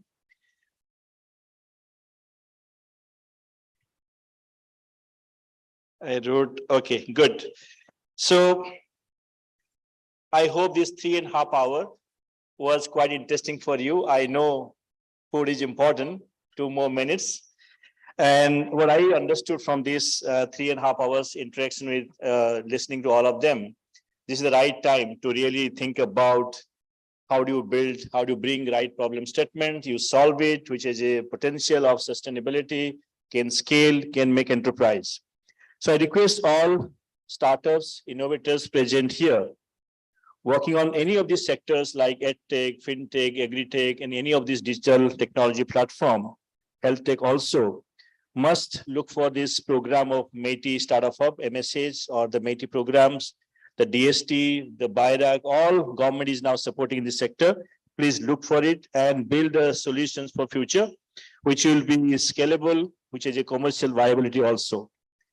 And in this is the vibrant time, is the right time. I have seen in my last 12 years, this couple of years is going to be very, very good for you. We have all enablers coming up, all startup enablers coming up, investors coming up. We heard last month a startup conclave. There's so many investors came here with our invitation, and they're all looking for right kind of technology towards investment. So gone are those days, tier 2, tier 3 cities. You have to build our own ecosystem. So if you build right way, everybody is going to come to you. I am the believer of the same concept. Then let's build our ecosystem, and all of you are part of it. The young crowds here, the good foodies at the backside, and wish you all the best. Do something good for your country, good for your state, good for your society, and good for yourself. So with this, I thank everyone, each speaker, each panelist, spending all the time with us, the FED team, our own KIIT-DIA, the City Cluster Bhubaneswar, Startup Odisha, the university team, Dr. Namrata Mishra, I'm not taking everybody's name, I don't remember, but all of you, those are present here in absentia, our IT team here sitting at the back, all of them, because there was no glitch in between. So I thank all of you, all institutions from IGIT Saranga to CTDC, I don't know who have come from, But I think in the between the director IT said the school children, so they are from CTDC, the Tool Room Institution. So they have been dressed like a school, children can. But so we thanks everybody. Anything else to report? So thank you everybody, and let's have good lunch. Thank you. Thank you.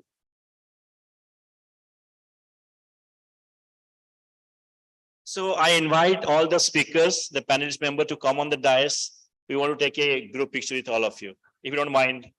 And we can tweet also if you allow us. Thank you. Students, there are lunch served there.